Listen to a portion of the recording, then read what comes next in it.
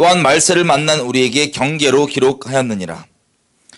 13절 사람이 감당할 시험 밖에는 너희에게 당한 것이 없나니 오직 하나님은 미쁘사 너희가 감당치 못할 시험 당함을 허락지 아니하시고 시험 당할 쯤에 또한 피할 길을 내사 너희로 능히 감당하게 하시느니라. 아멘. 아멘. 자, 우리가 읽은 이 고린도전서 10장은요 이스라엘이 겪었던 그 일들을 통하여서 우리에게 하나님께서 말씀해 주시는 게 있는 겁니다. 여러분, 이스라엘의 역사는 제가 누누이 말씀드리지만 우리가 머릿속으로 만들어 놓은 하나님들이 많거든요. 배교라고 하는 것은 다른 신을 섬기는 건데, 배도라고 하는 것은 다른 신을 섬기는 건데, 충격적이게도 다른 신을 섬기면서도 다른 신을 섬기고 있지 않다고 착각하는 게 엄청난 충격이에요. 이스라엘 백성이 딱 그랬습니다. 이들이 하나님을 떠난 적이 한 번도 없어요. 이 사람들 생각에는. 자기들은 여호와를 분명히 경배하고 섬겼다고 계속해서 이어왔는데 그 시작 출처가 어디서부터냐? 여러분, 그 광야에서 어제 나눴지만 시내산에서 언약을 맺을 때부터 배도가 시작됐습니다. 자기네들이 만든 금송아지를 두고 자기 기준에, 하나님 말씀이신 하나님 기준 말고, 하나님 중심 말고 자기 기준에 애굽에서 해왔던 대로 예배 그대로 드리면서 이거에다가 이름을 여호와라고 이름을 붙인 거예요. 금송아지 만들어서 경배하면서 그걸 여호와라고 부른 거예요. 이게 날 여지껏 인도해 주시고 행해 주셨던, 실제 주님의 은혜조차도 자기가 만든 다른 신에다 그냥 끼워 맞춰버릴 수 있습니다. 이스라엘이. 그리고 하나님을 경배하러 이 자리에 나왔다고 하면서도, 예배당에 나왔다고 하면서도 자기 마음속에 있는 기준대로, 자기 가치관대로 경배하면서 그거를 하나님이라고 얘기할 수 있습니다. 더 무서운 건 자기 마음대로 안 되면 오히려 승질까지 내요. 자기 기준에 있는 대로 예배당 딱 왔는데 예배 안 드린다 그러면 승질까지 내요. 여러분, 이런 충격적인 일들이 이미 이스라엘에게 보여져 왔고, 또 더 나아가서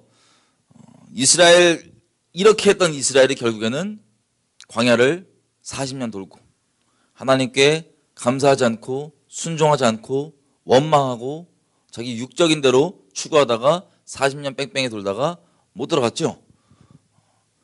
이 부모 세대가 하나님께 어떻게 원망하고 어떻게 불순종하고 어떻게 믿지 아니하는 악심을 품음으로 그 하나님의 안식에 들어가지 못한지를 자녀 세대가 다 보고요.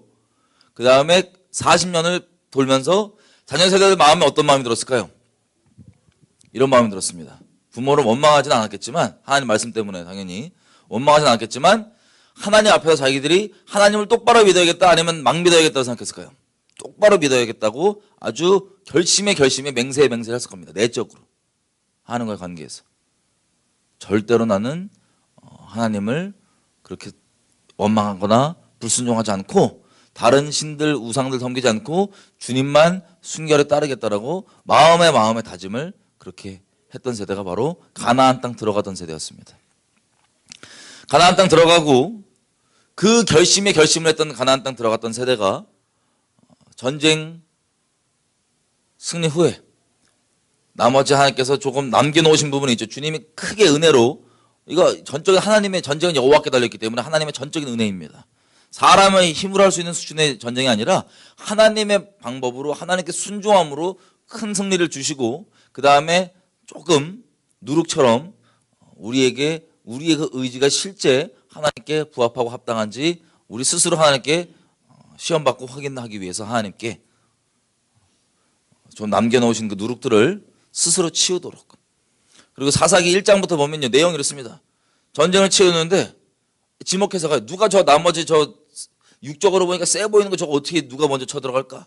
유다가 먼저 갈지니라. 누가 갈지니라. 이런 식으로 하나님께서 지목해 주시면서 순종함을 따라서 나머지 남아있는 누룩들을 처리하고 제거하는 그 시간이 주어졌는데, 그때부터 그렇게 나는 다시는 안 그래야지라고 마음먹었던 이스라엘이 좀 이제 전령한 것 같고 이제 좀 괜찮아진 것 같으니까 중심은 차지했어요. 그 땅에.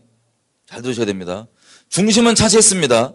하지만 그 나머지 누룩들 있죠. 남아있는. 중심은 차지했는데 그 나머지 누룩들은 하나님께 순종함으로써 끝까지 이것들을 다 하나님께 처리를 해야 되는데, 그 부분은 하나님께서 우리에게 맡겨놓으신 영역이에요. 왜냐하면 이것들이 우리에게 하나님의 정말 중심으로 이것들 승리를 주셨지만 계속해서 주님을 따르는지 안 따르는지, 그리고 정말 주님께 계속 순종하는지에 대해서 확인하고 정리할 수 있도록, 각 지파별로도 그렇고 이스라엘 땅 전체 차원에서도 그렇고, 여러분 저와 여러분의 개인 신앙도 마찬가지입니다. 큰 승리 주님께서 주시고 우리 인생 가운데, 그 다음에 나머지 잔 누룩같이 보이는 것들을 하나님께서 처음부터 다 처리해 주지 않으신 채로 시작할 겁니다. 하나님과 여러분 관계가, 하나님과 우리 개인의 관계가. 근데 그걸 내버려 두시잖아요. 여러분 간증도 있습니다. 이스라엘 백성처럼. 이스라엘 백성 간증이 커요. 출애굽하고 땅 갈라지고 만나와 메추라기로 쭉 먹고, 그리고 불순종한 윗세대가 죽기까지 하고 하나님의 징계까지 있었고 나름, 그리고 결심의 결단으로 믿음으로 이 땅을 차지하는 승리까지, 약속의 성취까지 있었지만 그 작은 남겨놓은 누룩이 이 구약 전체에 하나님 앞에 엎치락뒤치락하고 깨지고 박살나는 그 모든 원인이 됩니다. 그 작은 누룩이. 여러분 이거 우리 신앙 가운데 분명하게 다시 한번 하나님과의 관계에서 돌아봐야 될 게 있는 겁니다. 왜냐하면 우리 읽은 바대로 이스라엘이 하나님 앞에 겪었던 그 수많은 역사와 그 일들은 우리에게 거울이 됩니다. 그래서 저들이 행했던 그 실수와 그 범죄함을 우리로 똑같이 따라하지 않도록 하기 위해서 분명한 경계가 된다고 얘기했고, 또 11절에 특별히 이스라엘이 당한 일이 우리에게 거울이 되는데 어떤 거울이 되냐? 말세를 만난 우리에게 경계로 기록하였느니라. 경계. 여러분 가끔씩 이스라엘이 행했던 일들 혹은 이 말씀에 나오는 하나님께서 그렇게 하지 말라고 경고하는 내용들이 있습니다. 근데 그것들 때문에 은혜 받는 분들이 있어요. 예를 들면 이 씨 뿌리는 자의 비유 나오잖아요. 그죠? 예수님께서 씨 뿌리는 자의 비유를 얘기하실 때 길가에 떨어지는 씨 새들이 다 가져가죠. 첫 번째. 두 번째, 뿌려지는데 돌짝밭에 뿌려지고 얕게 뿌려져서 받을 때는 또 신나요. 기뻐요. 아, 떨어졌다. 근데 이게 깊지가 않으니까 조금 해나고 뭐 나니까 그냥 뿌리가 안 내려갖고 말라서 비틀어집니다. 죽습니다. 또 세 번째, 뿌리긴 뿌렸는데 가시덤불이 있어갖고 가시덤불 때문에 자라지를 못해요. 이 씨가. 그리고 마지막, 옥토밭에 뿌려져서 30배, 60배, 100배 결실을 맺는 이 비유를 얘기합니다. 그럼 보통 우리가 이 비유를 들으면 돌아보면 참 슬픈 게, 예배당에서 여러분 뭐 셀 모임 하시거나 교제할 때 이 말씀 보면 은혜를 받아요. 혹은 개인적으로 말씀 보면 은혜 받아요. 돌짝밭 비유 이런 거 보면서 내 마음이 돌짝밭 같아. 내 마음이 길가 같아. 내 마음이 가시덤불 같아.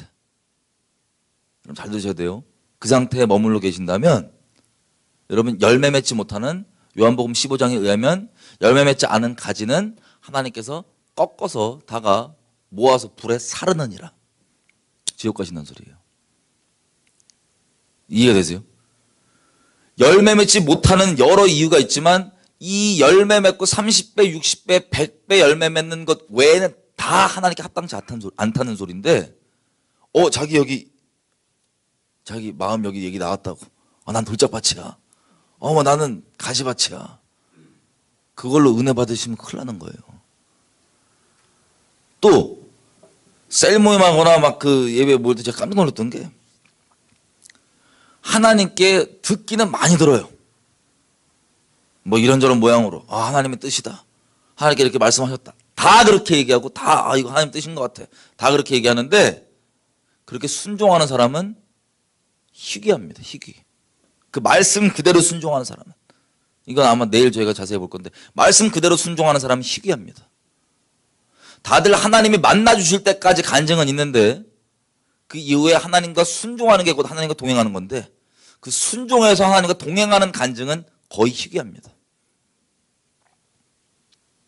여러분 주님께서 강권적으로 우리를 다 인도해 주십니다. 예수님 만나는 그 자리까지. 그런데 하나님과 동행하는 게 실제 임마누엘 시작인데, 인도해 주시는 데, 만나 주시는 데까지는 간증이 다 있는데 동행의 간증이 거의 희귀해요. 거의 없어요. 무슨 뜻이냐? 동행을 안 하고 있다는 소리예요. 누구처럼? 이스라엘 백성처럼. 광야에서. 그리고 우상숭배 그대로 하고 있는 이스라엘 백성처럼 동행을 하고 있지 않다는 소리예요. 그럼 동행하고 있지 않으면 하나님과 결론적으로 상관이 있을까요, 없을까요? 도무지 알지 못한다고 하세요, 하나님께서. 그런데 이 불순종에 대해서 이 교인들이 모여가지고 서로 나눠요. 하나님이 이렇게 얘기하셨는데 나 순종 못했다고. 꿈으로 이렇게 얘기해 주셨는데, 환상 이거 보여주셨는데, 이런 감동을 주셨는데, 이 말씀 떠올랐는데 그때. 근데 이거 무서워서, 저거 무서워서 순종 못했다고. 그렇게 나누잖아요. 은혜를 막 받아요, 사람들이. 왜? 너도 그랬냐고. 너도 그랬냐고. 우리가 연약하지. 우리가 안 되지. 그럼 그 자리에 머물러 있으면 하나님과 상관이 없다는 소리예요. 불순종 서로 하는 것 때문에 마음이 어려웠는데, 이 불순종이 어마어마한 죄악이기 때문에 그것 때문에 서로 마음이 어려웠는데, 그 얘기를 오픈해서 나눠주니까 너도 불순종이냐 나도 불순종이냐, 우리 서로 연약하니까 어떡하냐 그러고 하나님께 순종하자는 게 결론이 아니고 그냥 불순종 가운데 머물면서 서로 그냥 인간적인 위로받고 눈물 찔찔 다 흘리면서 그렇게 감정적으로 좀 마음이 나아졌다 그러고 지옥 자리에 머무는 걸 그냥 교제라 그래요. 여러분, 이게 얼마나 두려운 얘기인지 아세요? 하나님을 불순종해서 하나님을 반역하고 거절하고 지옥 가는 자리에 남아있는 것을 인간적으로 서로 은혜받고 다 그러니까 다수결이니 감정이니 은혜받고 거기에 머물러 있는 게 여러분이 얘기하는 교제예요. 여러분, 이스라엘 백성이 그렇게 불순종하고 하나님께 순종하지 아니함으로 어떤 끔찍한 꼴을 겪으셨는지를 이스라엘도 그랬으니까 그 불순종 가운데 서로 은혜받고 그렇게 남아있으라는 게 아니라 그 마음밭이 나도 그렇게 안 좋은 거니까 그걸 보고 거기에서 은혜받고 남아있으라는 게 아니라 그러지 말라고 경고의 기록으로 써 있는 겁니다. 우리에게. 그러지 말라고. 여러분들이 어떤 포인트를 붙잡고 있는지, 어떤 걸 추구하는지 잘 성령 앞에서 조명하심을 구해야 됩니다. 또 마찬가지로 이 연장선으로 제가 예전에 한번 언급한 적이 있는데, 찬송들도 마찬가지예요. 찬양들도. 찬양 중에 성경적이지 않는 거 이제 수두룩합니다. 전 세계적으로. 특별히 우리나라도 기타에다가 이 귀신 부적 노란 리본 같은 거 달아갖고 찬양 사역자 다 그러거든요. 한국에. 노란 리본 있잖아요. 이거 귀신 이거. 죽은 사람 계속 기억하라고. 이 귀신 부적 달아놓고 그거 의로운 줄 알고 그거하고 하나님 찬양한다고 찬양하는 거예요. 그런 데서 만든 노래들. 주여 나는 연약합니다. 나 맨날 넘어집니다. 거기까지는 뭐 넘어진 거에 대해서 통회하는 마음으로 그럴 수 있어요. 통회하는 마음으로 그럴 수 있어요. 통회하는 마음으로. 그런데 결론이 뭐냐? 그냥 남아있겠다는 거예요. 거기. 불순종하고 연약하니까 하나님 나 못 따라가니까 나 거기 남아있겠다는 거예요. 거기에 다 은혜 받아요. 그 은혜 받을 게 아니라고요. 여러분들 생각하시는 그 은혜가 아닌 거예요. 그냥 여러분의 감정적 육적인 그냥 여러분들의 죄성을 합리화해주는, 여러분의 죄성 가운데 하나님께서 주셔야 되는, 하나님께서 주셨던 그 작고 가벼운 쉬운 멍에 주님을 그냥 있는 그대로 순종하는 것, 그거 놓기 싫어갖고 있는데 그거 놓아도 된다고 얘기해주는 그 수많은 주변의 끔찍한 지옥 증언들과 여러분들의 죄성을 추구해주고 죄성을 머물게 만들어주는, 하나님을 반역하고 순종하지 않음 가운데 내버려두는 그 노랫말들과 그 불순종의 간증들. 여러분, 이거에 은혜 받는 건 은혜가 아니라고요.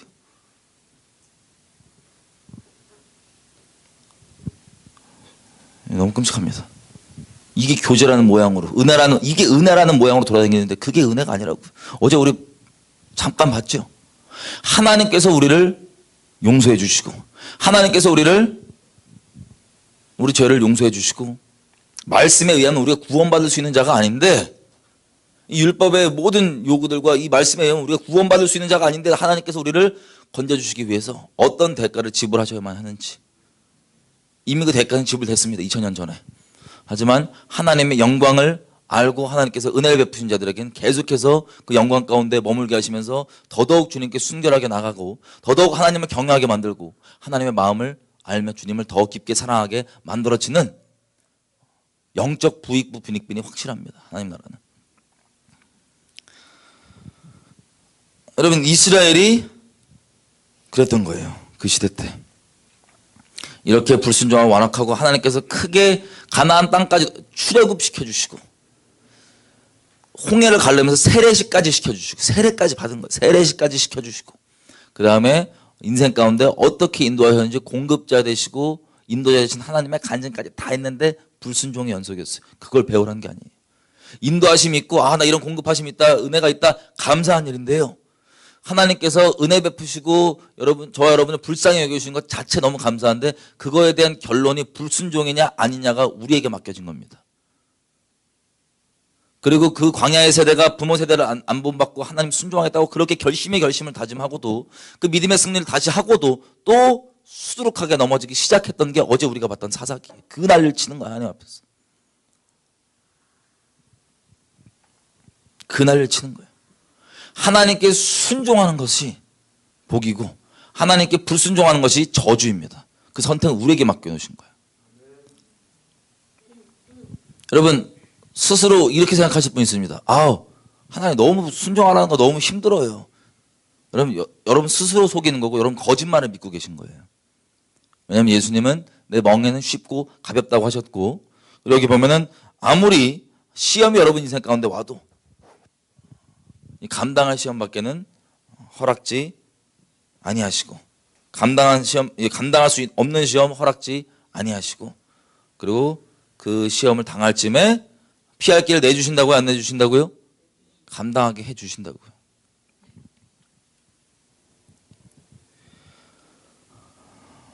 이렇게 하나님께서 다 인도해 주시고 그 사이에 우리 이제 순종함으로 계속해서 중심을 확인해 주시는 이 과정 가운데 우리가 뒤로 물러나면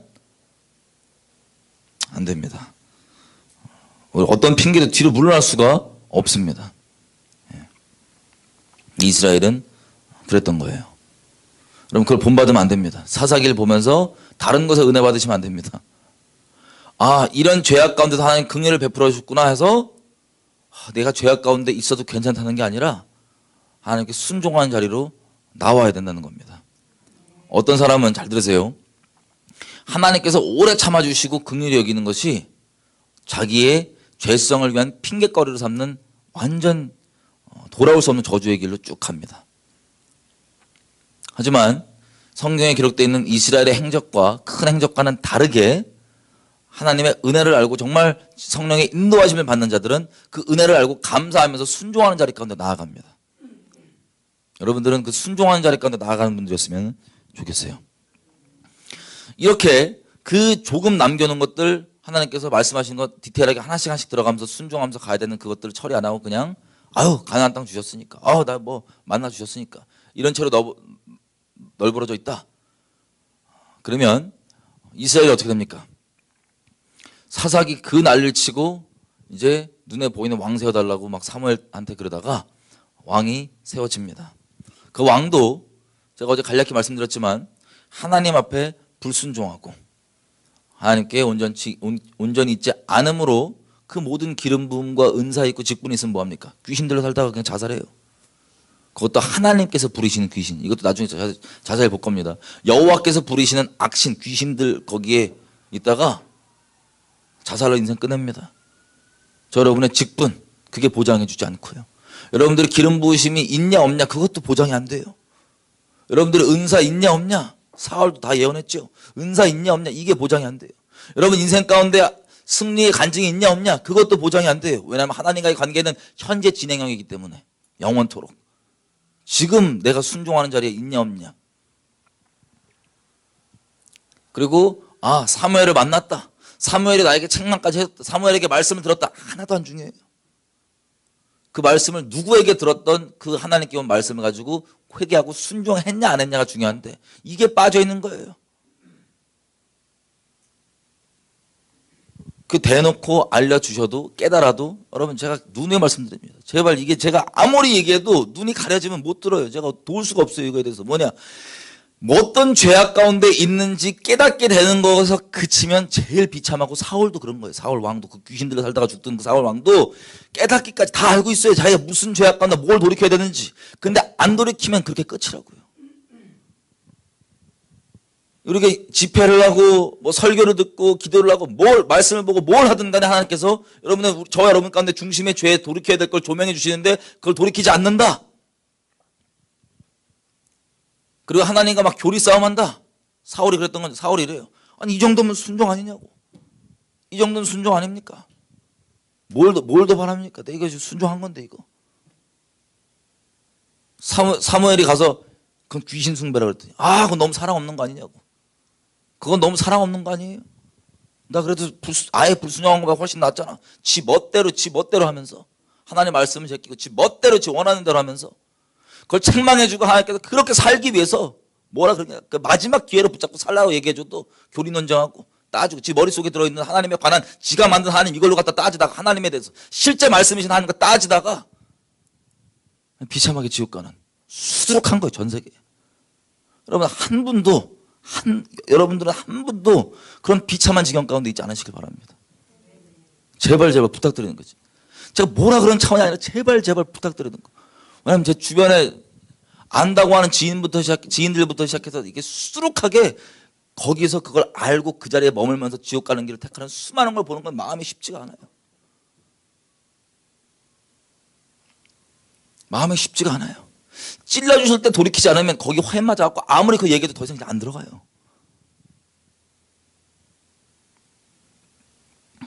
이스라엘 보고 우리 배워야 됩니다. 이스라엘이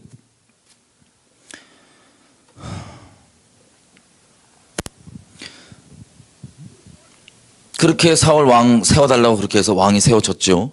왕이 세워지고 더 나아가서 다윗이 왕이 되고 분쟁을 하다가 다윗이 왕권을 잡고 이스라엘을 통일합니다. 다윗이 잘 있다가 범죄함 크게 있고 그리고 다윗에게 압살롬 죄를 범한 것 때문에 반역이 일어나죠. 그 집안의 반역을 겪고 그 다음에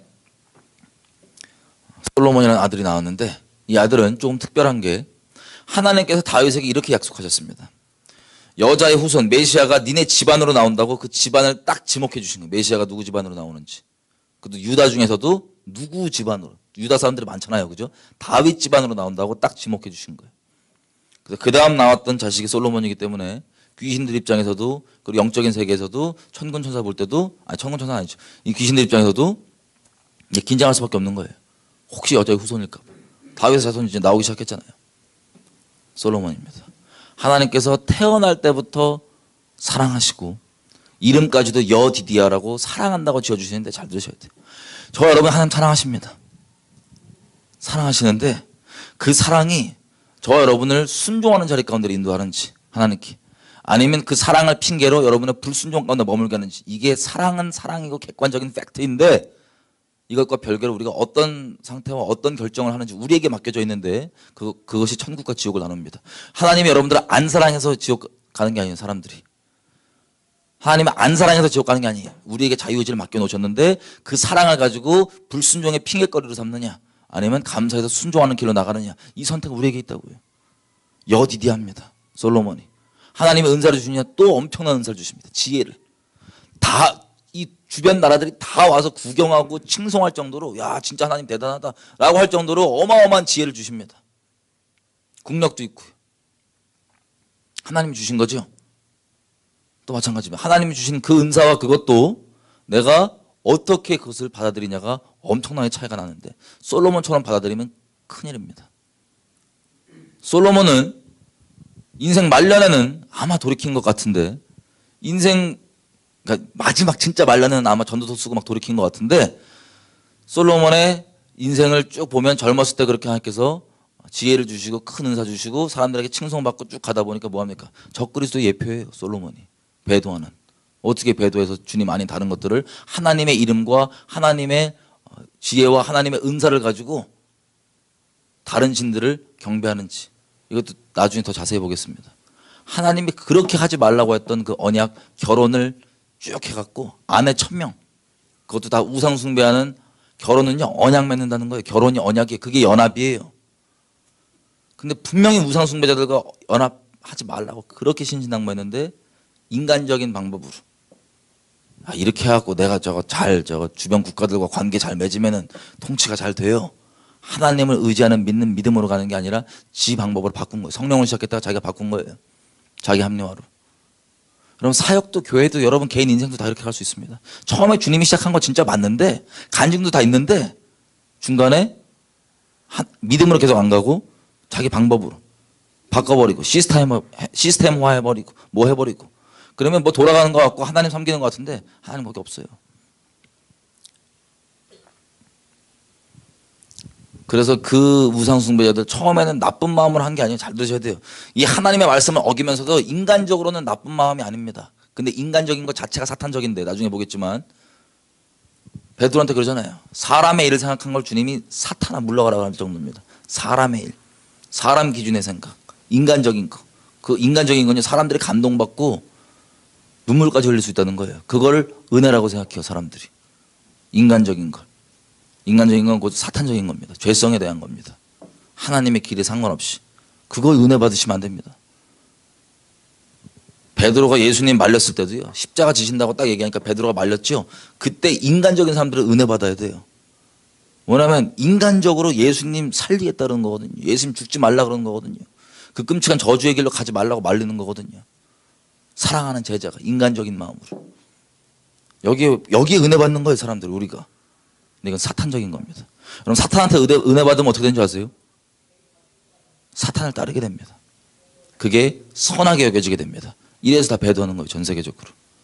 우리가 뭘 진짜 추구하냐. 자 솔로몬도 그렇게 하나님 하지 말라고 하는 그 언약을 결혼을 다 우상숭배자들과 맺어서 결국에는 저 감람산에다가 우상들 잔뜩 세워놓고 다 같이 우상 숭배를 했어요. 솔로몬이 그렇게 하려고 시작한 게 아닙니다. 인간적인 마음이었지만 그런 마음은 아니었다고요. 근데 그 결론은 하나님을 떠나게 하는 겁니다. 그렇게 해서 범죄하니 이스라엘이 하나님의 심판으로 남과 북으로 갈라집니다. 아주 대대적으로 그렇게 우상 숭배를 집단적으로 그렇게 해버리니 여러분 아무리 사울도 그렇게 안 했습니다. 다윗도 안 했습니다. 근데 솔로몬이 국가적 차원에서 아예 왕이 그냥 공식적 입장으로 내려 그러면 쫙 나가는 거 아니에요. 그죠? 그렇게 해버렸습니다.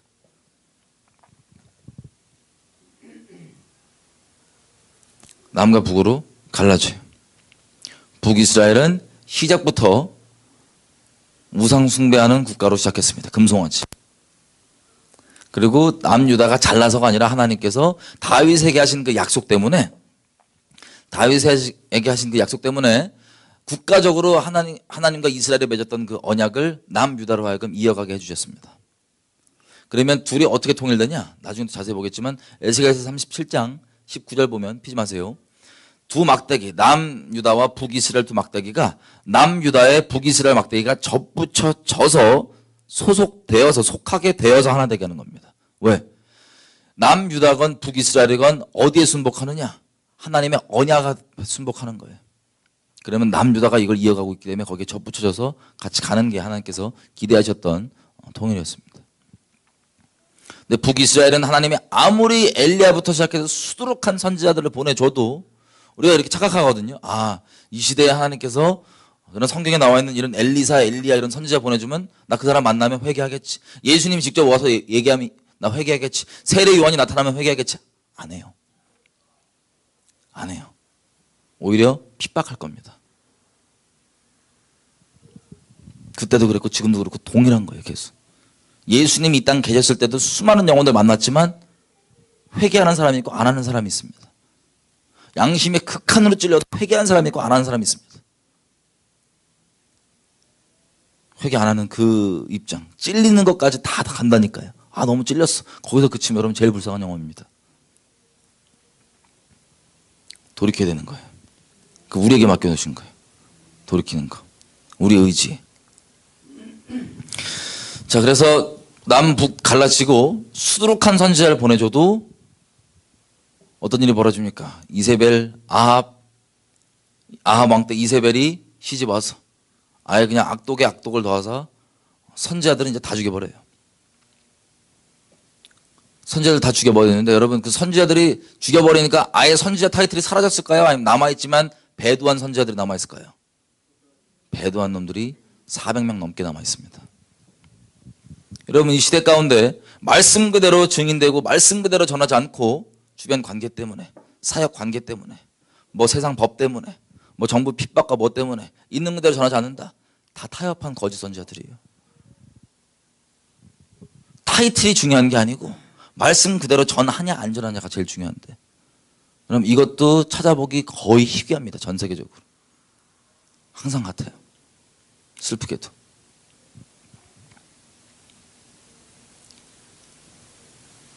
그래서 선지자라는 타이틀을 달고 하나님의 말씀이 아닌 왜곡된 것들을 잔뜩 집어넣으니까 이스라엘 백성이 중에 돌아올 수 있어요, 없어요? 못 돌아와요. 단적인 예로 요나 때만 하더라도 니느웨는 가서 마음이 온전치도 않아도 그냥 온전한 마음이 아닌 거 아시죠? 그냥 가갖고 3일 길인데 그냥 하루만 그냥 야 40일 있다 죽는다. 40일 있다 다 죽는다. 마지못해 하고 했던 얘기에 우리처럼 지금 왜 사랑이 없냐 따지고 이런 게 아니에요. 그냥 다 꼬꾸라지고 동물까지 다 얘기합니다.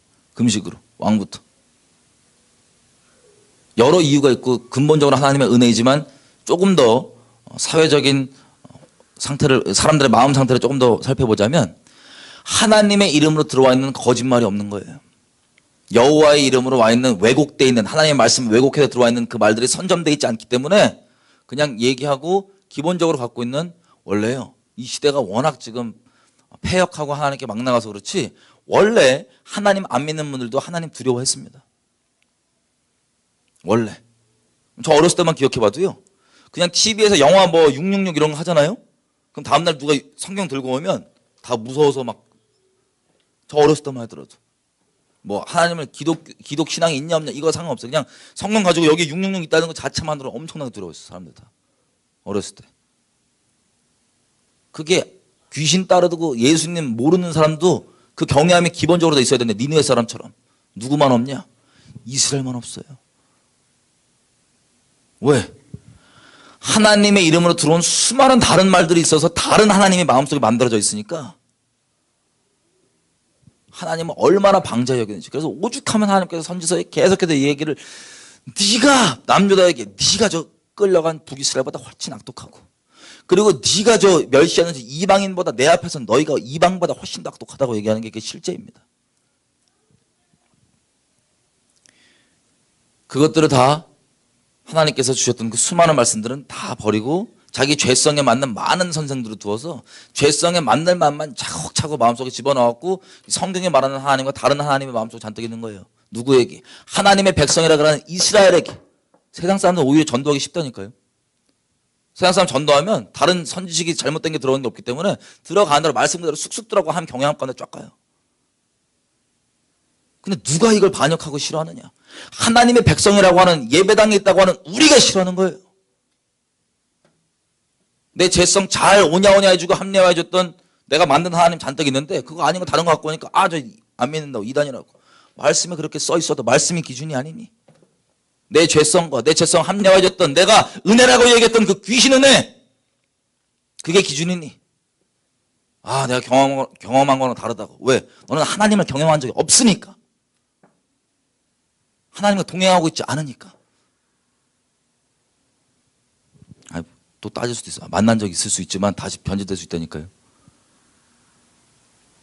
그 순종하는 길 가운데 가지 않고 그걸 그냥 만나주신 간증까지 끝. 그 다음부터는 순종 안 하고 불순종해도 은혜 받고 감동받는 그 귀신 은혜. 불순종해. 그걸 얘기한 겁니다. 사소하게 따지는 분들 많았고.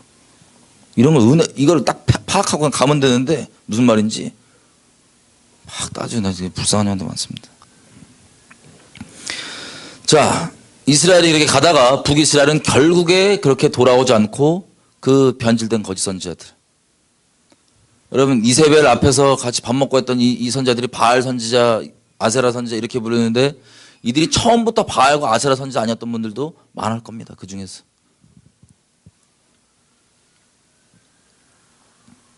결국에는 북이스라엘이 하나님께 회개하지 않고 박살나 사라지고 남유다가 조금 남아있을 때, 남유다가 조금 더 버텨있을 때 다윗의 전적인 하나님과 맺은 그 언약과 다윗을 긍휼히 여기시는 하나님의 선하심 때문에 남유다가 조금 더 남아있었는데 더 의로워서가 아니라 남유다도 호소하신 샘플, 예레미야 시작부터 보십시오. 에스겔서 보십시오. 곳곳에 뭐라고 얘기했냐. 너 북이스라엘 꼴을 보고도.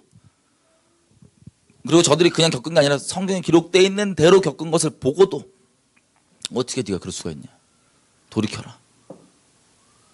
근데 실제 벌어진 일을 보고도 제가 어제 말씀드렸죠. 못 돌이킨 사람, 안 돌이킨 사람 안 돌이키는 거예요.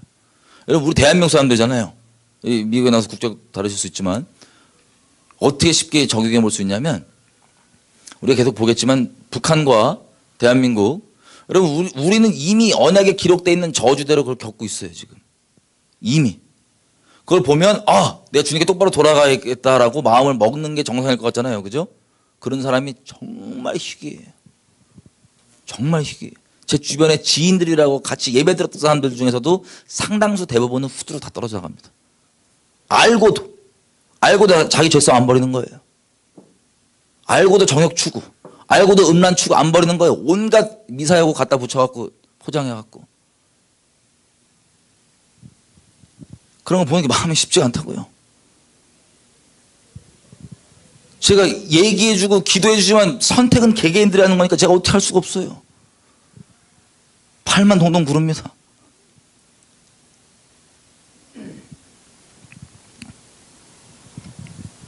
차라리 이런 내용도 알지도 말지 그냥. 다 안다고 남에게 전하기까지 할 수 있습니다. 전한다고 자체가 그게 의로운 게 아니거든요. 내가 알고 있는 지식 전달하는 게 뭐가 큰 대수라고. 내가 하나님 앞에, 나는 하나님 앞에서 정말 순종을 하느냐 안 하느냐. 하나님 앞에 순결이 있느냐 없느냐. 제 지인 중에서 손이 꼽혀요. 하나님 말씀하신 대로 순종하는 게.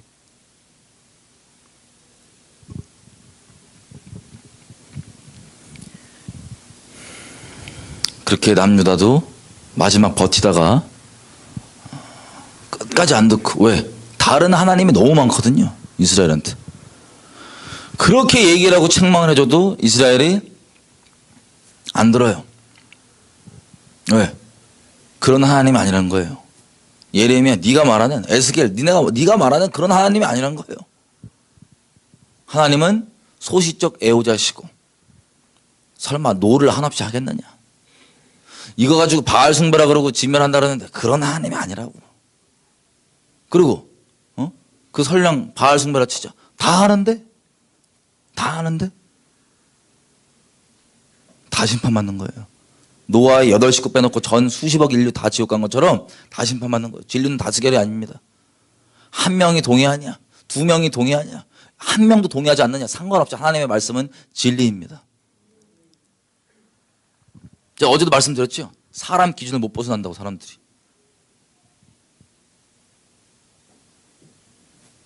사역자 기준.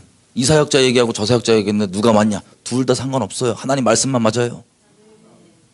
사역자 한 명이 그렇게 얘기하냐, 5명이 얘기하냐, 0명이 얘기하냐 상관없어요. 말씀만 맞아요.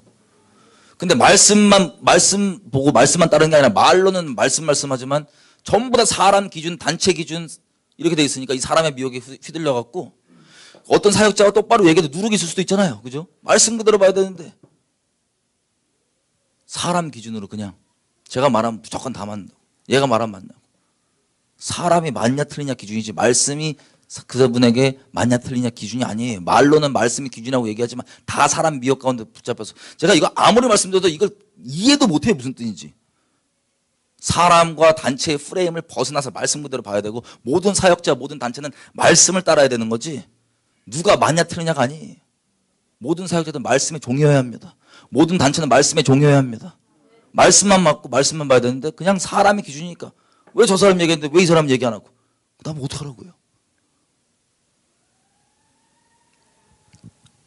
다 사람들 기준이에요. 제가 말씀드려도 못 알아듣습니다. 여러분들 제발 주님 앞에 겸비한 마음으로 계속해서 진리 가운데로 인도해 달라고. 여러분 아는 지식은 교만케 하고 사랑은 덕을 쌓는다고 고린도전서 8장에 얘기합니다. 무슨 얘기냐? 이 사랑은 우리가 말하는 인본적 그 우주죄주고 죄성 달래주는 그 사랑을 얘기하는 게 아니에요. 이 사랑 얘기 나중에 하기로 하고. 지식은 교만케 한다. 내가 스스로 이미 알고 있다고 높은 마음에 있잖아요. 그러면 영적 귀가 그 사람 닫혀요. 살아있는 하나님의 음성이 아무리 두들기고 와도 거부하고 안 들립니다. 그게 하나님의 무서운 정하신 룰이에요. 교만한 자를 물리치시고 겸손한 자에게 은혜를 베푸신다.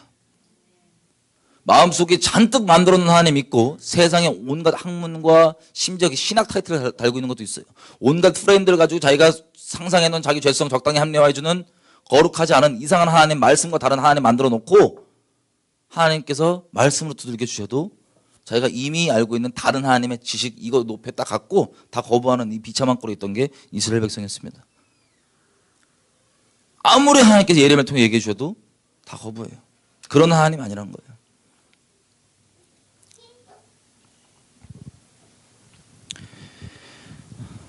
그렇게 매몰차게 우상들 다 치우라, 매몰차게 다 거룩하게 구별되라, 그런 분이 아니란 거예요.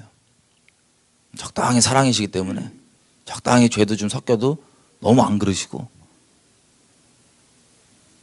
이스라엘 백성들은 본인들이 단 한 번도 하나님 아닌 다른 걸 섬겼다고 착각하지 그러니까 다른 걸 섬겼다고 생각하지 않았습니다. 한 번도. 다 하나님을 섬긴 거예요. 자기 딴에는 여호와를. 근데 아까도 말씀드렸지만 문제가 성경에 말하는 그 하나님 말고 이름은 똑같은데, 이름은 똑같이 여호와인데 지네 마음에 만든 하나님을 섬긴 거예요. 그걸 예레미야 1장에 뭐라고 얘기합니까? 다른 신을 섬긴다고. 너희가 너희 손으로 만든 다른 신을 섬기기 때문에 내가 너희를 전쟁으로 심판하겠다. 그러니까 이스라엘 백성이 왜 못 알아들었냐? 다른 신을 본인들은 섬긴 적 없거든요. 단순히 그냥 우상과 좀 곁들여서 겸하여서 섬기긴 했는데 다른 신을 섬긴 적 없어요. 예배 모양이 말씀에 써있는 그 예배 포맷이고요. 겉 모양이. 그리고 예배 드린다고 하는 우리가 부르는 이름이, 이스라엘 사람들이 부르는 이름이 여호와예요. 그러니까 예레미야가 와서 아무리 너희가 다른 신 섬긴다 그래도 무슨 소리야, 말이 되냐고. 그럼 슬픈 얘기지만요, 제 주변에 하나님을 따르고 예수님을 믿는다고 하는 분들 중에 상당수가 다른 신을 섬겨요. 아무리 얘기해도 못 알아듣습니다. 귀가 닫혔어. 여러분, 다른 신을 섬긴다고요. 말씀과 다른. 이게 얼마나 무서운 일인지. 이유는 간단합니다. 예배 모양 다 갖춰져 있고 하나님 이름 부른다 이거예요. 여러분, 힌두교인들 있죠. 요즘에 기독교 지도자들이 보니까는 어떻게 성도들을 전 세계에서 유명하다고 하는 기독교 지도자들이 여러분들을 미혹하냐면 이렇게 미혹합니다. 자, 가톨릭 혹은 다른 종교, 뭐 힌두교. 여러분, 힌두교에도 만나보시면 예수님 전하잖아요? 믿는다 그래요. 힌두교도. 그리고 오직 예수만 믿을래? 믿는다 그래요. 나 예수님 섬긴다. 예수님만 섬긴다고. 여러분, 근데 그 고백이 우리가 생각하는 그 고백과 달라요. 다른 것도 진짜 다 치우고 오직 예수만 목숨 다해 사랑하고 예수님을 따른다고 하는 그 고백과 마음을 다하고 뜻을 다하고 힘을 다하고 목숨 다하고 주님만 순결하게 사랑하는 거랑 달라요.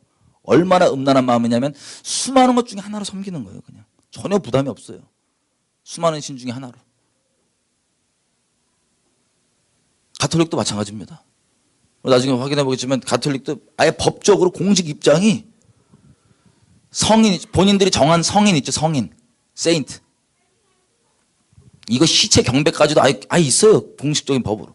그 유해 경배, 성인상, 성인, 뭐 성물 경배, 마리아 숭배 말할 것도 없고. 그게 그들의 공식 입장입니다. 아니, 성도의 시체를 경배, 유해 경배. 요즘엔 무덤 가갖고 맨날 무덤 붙잡고 기도하는 기독교인들이 많다 보니까, 목사님들이 많다 보니까, 유명한 목사님들. 그 뭐 별 부담을 안 느끼시는데 이런 끔찍한 귀신 숭배를 여호와 이름 달고 한다니까요. 예수님 이름 달고 한다니까요. 그리고 가톨릭도 여러분 10월 31일이 무슨 날이에요? 크게 두 개입니다. 재수없는 할로윈, 그리고 종교개혁일입니다. 할로윈 때 그 켈트에서 나온 그 문화로 그 귀신들 쫙 부르는 거 아니에요.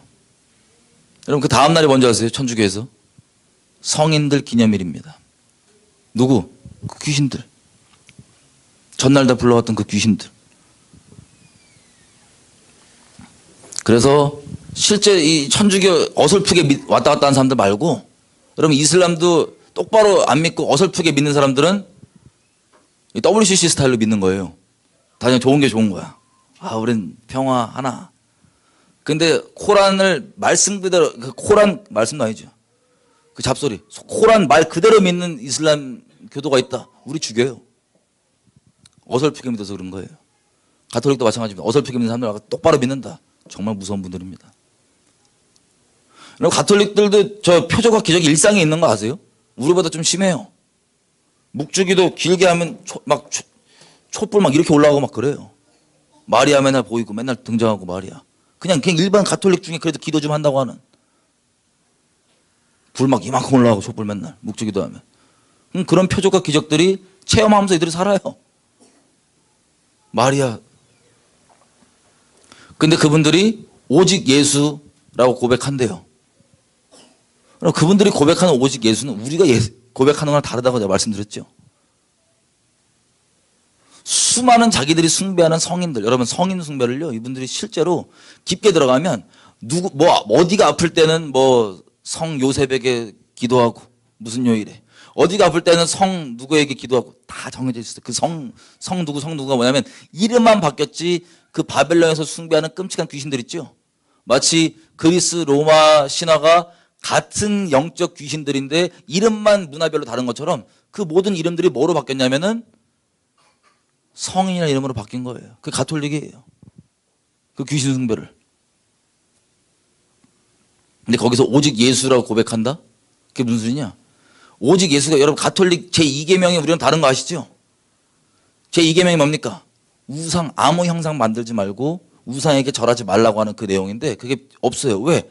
가톨릭 그 바벨론 종교 자체가 우상 경배가 기본적인 종교의 시스템이니까. 근데 거기에서 오직 예수라고 고백한다? 그러면 힌두교인들이 오직 예수라고 고백하는 거랑 똑같은 거예요. 근데 여러분들이 잘 아는 유명한 기독교 지도자들이 와서 여러분들을 미혹시키는 말이 뭐냐? 스스로도 그거를 그냥 사버렸을 수도 있어요. 양심 찔림에도 불구하고 에라 모르겠다. 고백하지 않냐? 오직 예수 하지 않냐? 다 속는 거예요. 이스라엘이 그랬습니다. 딱. 이스라엘이 나 여호와만 따른다고 한 분. 근데 어떤 여호와냐?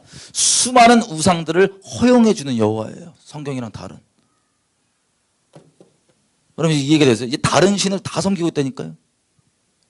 귀신 은혜 받았어. 눈물까지 흘리면서. 그거에 사랑 이름 붙여가지고. 이스라엘이 먼저 그랬습니다. 그래서 하늘 황후 그렇게 버리라 그래도 예레미야 때 보면 하늘 황후 있잖아요. 하늘 황후.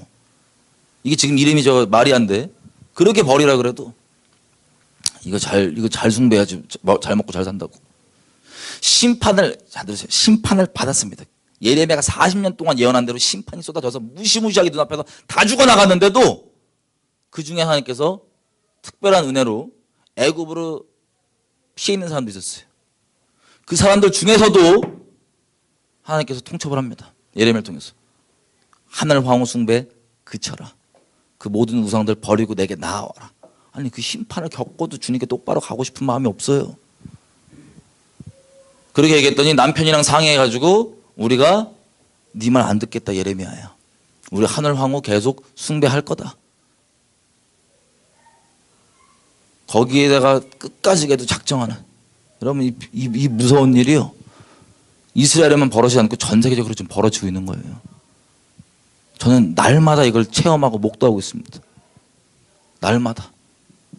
제 주변 지인들 중에서 당장 가깝게 얘기하면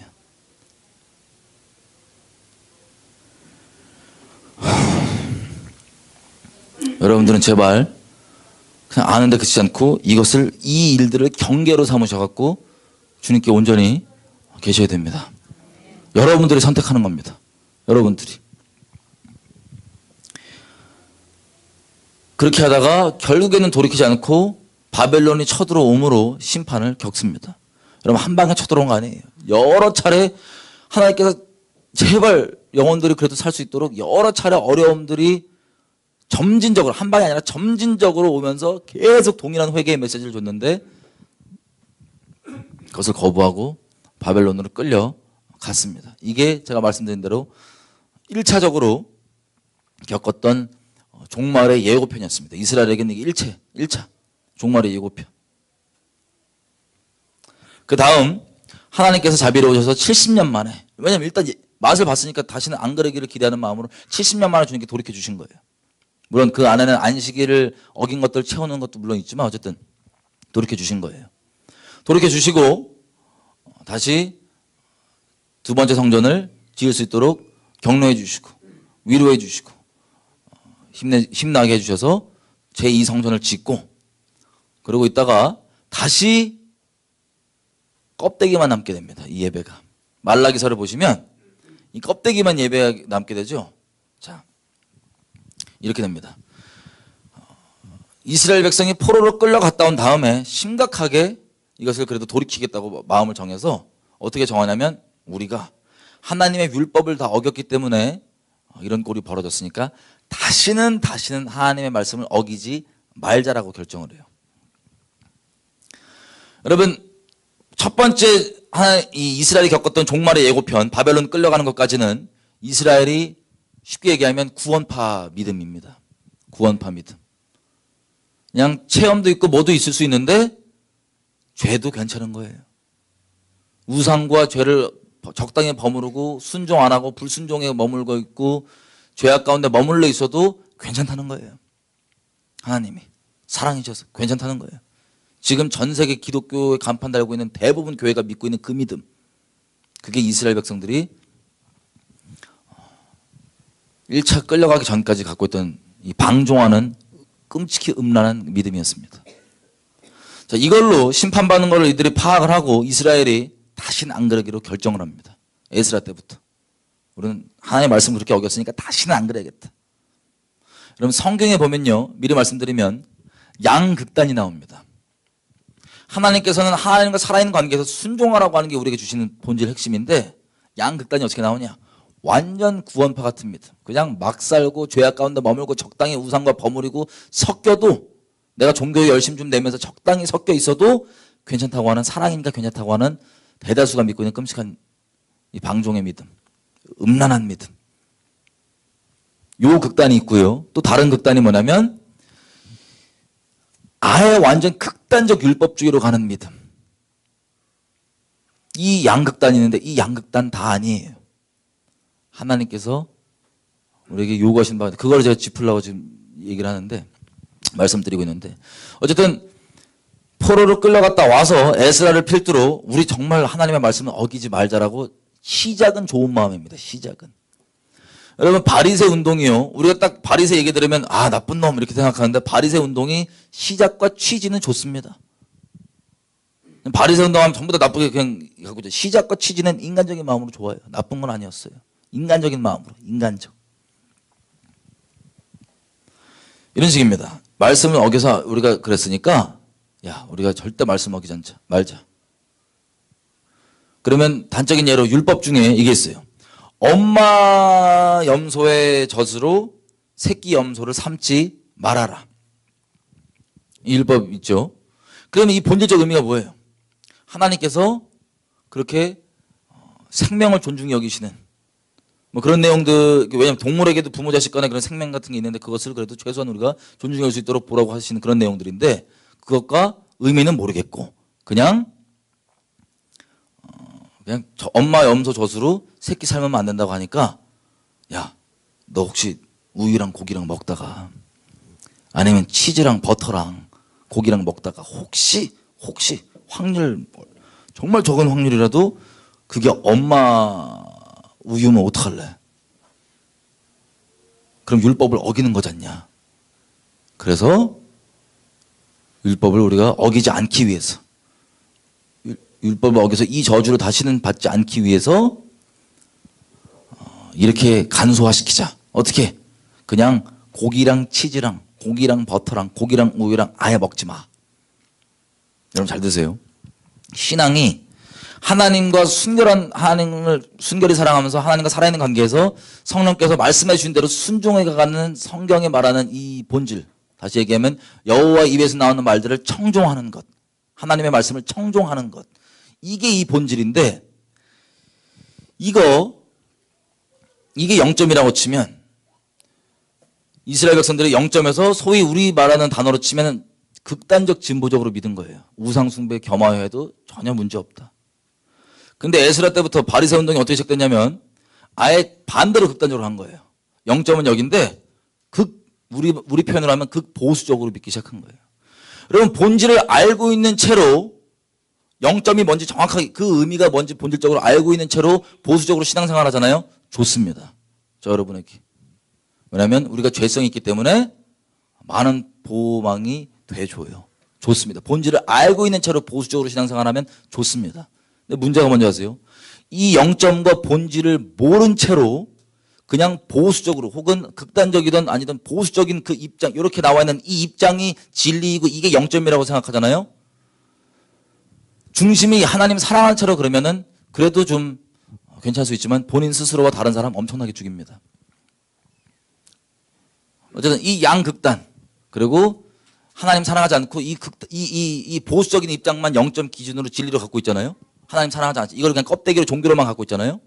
그러면 여러 사람을 하나님을 믿는 믿음에서 떨어뜨립니다. 그래서 서신서들에 보면 바울도 그 양극단을 경계하는 거예요. 뭐냐면 너한테 와갖고 이거 안 지키면은 지옥 가고 저거 안 지키면은 절기 지옥 가고 이 사람들 경계해라. 라고 갈라디아서 하면서 쭉 경계하는 게 이쪽 있죠. 이쪽 극단. 여기를 경계하게 하고 또 베드로서와 요한일서 등등 이런데 유다서 이런 데는 뭐예요? 이쪽 극단 다시. 완전 구원파처럼 예수 믿고도 방종함 가운데 있어도 괜찮다고 하는 이 양극단을 다 경계합니다. 서신서에서. 기억나시죠? 지금 시대도 마찬가지예요. 이 본질을 모르면 우리가 주님 따르고 주님 기다린다고 하면서도 이 본질을 모르면 어디엔가 있을 겁니다. 양쪽. 본질을 알고 가능하면 보수적으로 신앙생활하는 게 좋지 본질을 없이는 보수적인 것도 무슨 뜻인지 아시죠? 본질을 모르면 그냥 율법주의로 가는 거예요. 이거 안 지키면 그냥 지옥 가고 저거 안 지키면 지옥 가고.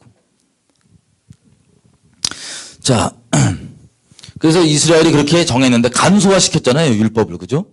그럼 본질을 모른 채로 간소화된 게 점점점 내려가고 사람의 계명에 덕지덕지 붙어갖고 나중에는 이 율법이 증언하고 있고 율법의 정신의 본질을 아예 그냥 성육신으로 나타나고 계신 예수님을 직접 보고도 못 알아봐요. 그래서 오죽하면 예수님이 이랬냐면 이렇게 한 거예요. 유대인들 입장에선 우상숭배로 망했으니까 대놓고 눈에 보이는 우상숭배는 안 한 겁니다. 그런데 그 우상숭배 본질은 뭐냐면 곧 탐심인데 그 우상숭배의 본질을 모양을 더 세련되고 더 끔찍하게 바꾼 거예요. 어떻게? 종교의 모양으로. 하나님을 섬기는 모양 자체를 유지하는 것 같으면서 결국에는 자기를 높이고 자기를 추구하는 그 끔찍함으로 바꾼 게 바로 예수님 오셨을 때 시대의 이스라엘 백성들의 상태였습니다. 그러니까 이쪽 극단에서 저쪽 극단으로 간 거예요. 둘 다 본질은 똑같이 음란함이고 똑같이 하나님이 아닌 다른 것들을 추구함이고 우상숭배인데 이 양극단. 자, 그래서 이게 어떻게 됐냐면 율법 정신 다 까먹고 그냥 껍데기만 남아있으니까 예수님 오죽하면 이렇게 얘기해요. 니네가 진짜로 모세 율법을 지킨다고 하는데 너희 사람의 계명만 지킬 뿐이다. 사람의 계명 가지고 실제 하나님의 말씀은 이제 아예 저버리고 주객 전도가 됐다. 그리고 너희가 정말로 모세 율법을 지켰다면 나 알아봤다. 사람이 만든 계명으로 헛되이 이사야가 말한 것처럼 이 백성을 두고 이렇게 말하기를 너희가 입으로는 하나님을 존경한다고 하고 존귀 여긴다고 경외한다고 하고 따른다고 하지만 마음으로 내게서 머니 니네 얘기하는 거라고. 이사야가 말하기를. 그렇게 대놓고 얘기해줘도 안 돌아옵니다. 양극단. 눈에 가시적인 우상숭배 아니면 숨겨놓고 세련된 척 종교질하는 우상숭배. 여러분 이 탐심 자체가 하나님께서 우리를 만드실 때 하나님을 찬송하는 존재로 지으셨습니다. 근데 하나님을 찬송할지 안 할지는 우리에게 맡겨놓으신 거예요. 찬송 받으셔야 될 그 하나님의 보좌가 우리 인생 가운데 딱 하나 있습니다. 거기는 비워둘 수가 없어요. 하나님이 앉아 계시지 않으면 하나님이 내 인생 가운데 입술로만 말고 실제 삶으로 높임과 존귀함과 경배를 받고 계시지 않으면 그 자리가 비어있는 게 아니라 반드시 다른 게 대신 숭배를 받고 있습니다. 하나님 대신. 이 세상 사람들도 아무리 하나님 몰라도요. 적당히 다들 인생 결정하는 거 보면 뭘로 결정합니까? 이사 가거나 시집 장가 가거나 심지어는 요즘엔 시집 장가 가거나 무엇을 하려고 정할 때 안 정할 때 이 모든 결정들이 다 대부분 돈이에요. 이거 하면 돈 많이 벌리냐, 적게 벌리냐, 손해가 크냐, 적냐. 대부분 심지어 결혼까지도 요즘에 돈이 기준이라니까요. 그러면 그렇게 움직이는 사람은 여러분 주여 한다고 실제 내 주님이 아니고요. 나를 실제 움직여주는 게 내가 그 말 듣고 그것 때문에 움직이면 그게 내 주님이에요. 근데 대부분은 예배당 안에 있다고 하면서도 뭘 움직이냐? 돈으로 움직여요. 직분이 있다고 하면서도 돈으로 움직이고. 아니 성경에 그렇게 집사 장로 뽑는 기준 그렇게 얘기해놔도 아유 상황이 어려우니까 돈 때문에 뽑고 안 뽑고. 돈이 주님이라니까요. 거룩한 척 다 하고. 여러분 이 상태에서 돈 혹은 돈이 아니라면 남들이 나를 좋게 봐주냐, 남들이 나를 좋은 사람으로 봐주냐 안 봐주냐. 사람과의 관계에서도 우리 나중에 보겠지만 진리의 사랑, 성경이 말하는 진리의 사랑이 있으면 좋은 칭찬은 일단 못 받을 거라고 생각하셔야 돼요. 그 사람이 하나님을 경외하는 사람이 아닌 이상은. 그냥 경외하는 사람이 희귀하니까 거의 칭찬 못 받는다 생각하시면 마음 편합니다. 일부러 기분 나쁘게 하는 것도 아니라 있는 그대로 얘기해주면 당장 지금 이 사람이 지옥 가거나 당장 죄악 가운데 있거나 당장 지금 다른 신을 대놓고 숭배하면서도 그러고 있는데 내가 언제 만날지 모르는데 이걸 얘기 안 해준다. 내가 이걸 얘기 안 해주니까 넘어간다. 왜 얘기해주면 껄끄러워지고 관계 틀어지고 쓰다 말도 많이 해야 되고 여러 가지 어떤 이유든 간에 안 해준다. 그러면 난 사랑이 없는 거예요. 내가 얘기해 주잖아요. 저 사람은 내가 사랑이 없다고 생각해요. 하나님 보실 땐 사랑이 있는 거예요.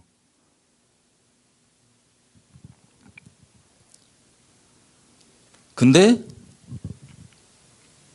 이것들도 알면서도 뒤에서 수긍될 수는 있는데 얘기를 안 해준다. 면전에다 대고. 그럼 이건 주님 앞에 가증한 겁니다. 뒤에서 수고는 되는데 면전에 대고 얘기를 안 해준다. 그 사람한테. 이것도 왜 그러냐? 이 사람과 관계 껄끄러지는 거, 이 사람에게 나 좋은 사람 취급받아야 되고 다른 사람에게 좋은 사람 취급받아야 돼요. 그 죄성을 기준으로 갖고 있는 사람들에게 내가 착한 사람, 좋은 사람 취급을 받아야 돼요. 이거 끔찍한 음란함이에요. 다른 사람이 나를 좋아해 주길 바라는 거. 제가 영원히 죽던 말던 뭐 지옥 가든 뭐 어떻게 되든 내가 그냥 좋은 사람으로 다른 사람에게 인식돼야 되는 것 때문에 이 영혼에 대해서 그냥 다시 못 만날 수 있다 해도 그냥 모르겠다. 난 나이스하게 보이면 된다. 이거 끔찍한 음란함이에요. 주님 앞에. 이걸 지혜라고 포장했고 다 하고 있고. 여성분들은 외모.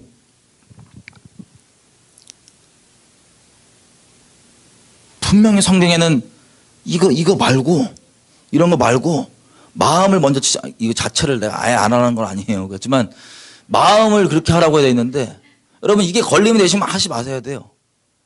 이게 여러분과 하나님 사이에 걸림이 되고 하나님을 기쁘게 하시기보다 남에게 보이는 거 이런 걸로 더 여러분 신경 쓰시고 그런다? 그 음란한 마음이에요. 남의 마음을 훔쳐서 하나님께로 향하게 하는 게 아니라 나에게로 향하게 하는 것. 이게 우상숭배입니다. 본질입니다. 탐심은 곧 우상숭배인데 그 탐심. 내가 경배받아야 되는 그 탐심. 내가 높임받아야 되는 그 탐심. 그게 우상숭배예요. 여러분 이런 것들이 대부분 여성분들에게는 이거 우상입니다. 극소수의 여러분 심각한 거예요. 여러분 이거 정말 심각합니다. 이거 여러분과 하나님이 아시는 거예요.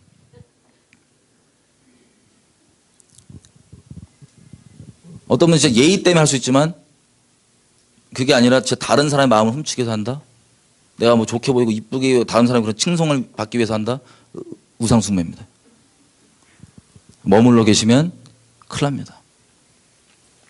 자, 이런 식으로 여러 종류의 사람은 하나님만 높임받고 하나님만 경배하라고 지음받았는데 그렇게 안 하고 사람마다 교리 논쟁을 하는 게 이거예요. 이건 맞잖냐 되잖냐. 아니 그 교리 논쟁에 안 걸린다 할지라도 우리 개인의 중심이 하는 거예요. 하나님과 나 사이에 개인의 중심이 하는 거예요. 그건. 예를 들어 아까 화장 얘기 나왔어요. 뭐 이런 거 다 하는 거 그럼 다 잘못됐어요? 다 하는데 다 하냐 안 하냐가 중요한 게 아니고 너는 그러면 하나님 앞에 이걸 들고 나갔을 때 정말 다른 사람에서 예의상 이렇게 하는 거냐? 다른 사람을 위해서 그렇게 예의상 하는 거냐, 아니면 다른 사람이 너를 이쁘게 보고 좋게 봐주기 위해서 하는 거냐. 이거에 천국 지옥 갈리는 겁니다. 교리 논쟁하지 마세요. 아, 나 화장까지 괜찮지. 왜냐하면 말세 주님을 순결하게 따른 자들은 제가 아마 내일까지 계속 나누겠지만 성령께서 계속해서 모든 진리 가운데 인도하시고 계속해서 어떤 율법적인 잣대가 아니라 중심으로 하나님께서 걸림이 되는 것들을 순결하게 나올 수 있도록 계속해서 체크해 주시고 드러내 주시고 주님을 따를 수 있도록 인도해 주십니다. 여기에서 주님을 따르는 자와 안 따르는 자의 결정적으로 갈라지는 게 뭔지 아세요? 정말 하나님께서 무엇을 얘기하시던 순결하게 인도해 주는 걸 믿고 감사하고 거룩함 가운데 계속 나아가고, 말세 다니엘서도 그렇고 요한계시록도 그렇고 뭐라고 얘기하냐면 불 위에 머무는 자는 계속 불의하고요, 거룩함 가운데 가는 자는 계속 거룩해진다고 합니다. 부익부 빈익빈이 확실합니다. 그래서 그 불 위에 머무는 것들을 예를 들면 인간적인 눈으로 봤을 때 티가 안 나요. 본인 스스로도 속을 수 있어요. 하나님께서 나에게 예를 들면 화장을 해도 화장이 나한테 걸려. 분명히 아니라고 분명히 조명을 해줬어. 그럼 내 중심이 하나님께 정해져 있잖아요. 확정. 그러면 단호하게 치워버리고 주님께 나아갑니다. 치워버려요.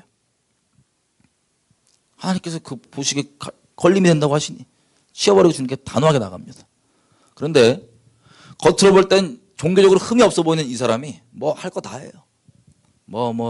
직분도 선교사고, 아니면 무슨 전도사고, 아니면 목사고, 새벽 기도 교복고 막 나가고, 헌금하고, 별의별 다, 외모는 다 있는데, 하나님과 이 사람 관계에서 분명히 이게 걸림이 된다고 주님께서 체크해 줬는데도 불구하고, 이 사람은 누가 봐도 다 좋게 보지만, 신앙적으로도.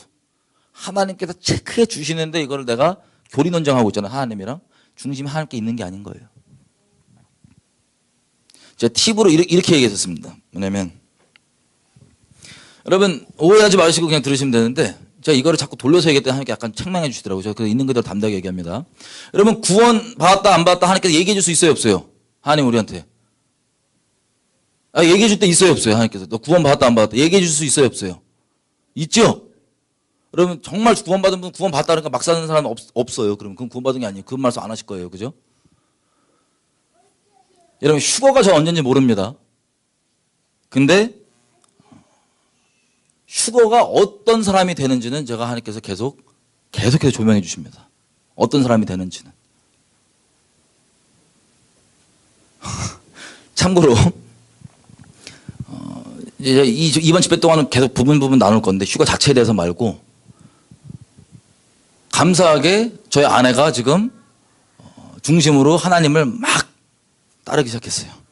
감사하게. 원래 안 따른 건 아닌데 또 섭섭할 수 있는데, 적당히 이렇게 교리 논쟁하고 따지고 이랬단 말이에요. 방향이 하나님을 향하는 게 아니라 어떻게든 조금이라도 더 자기 육신의 걸 추구하고 싶어하는 방향인데, 이걸 감사하게 돌이켰어요. 그러면 지금의 어떤 상태가 아니라 중심 때문에 주님께 속했냐 안 속했는지 확인되는 겁니다.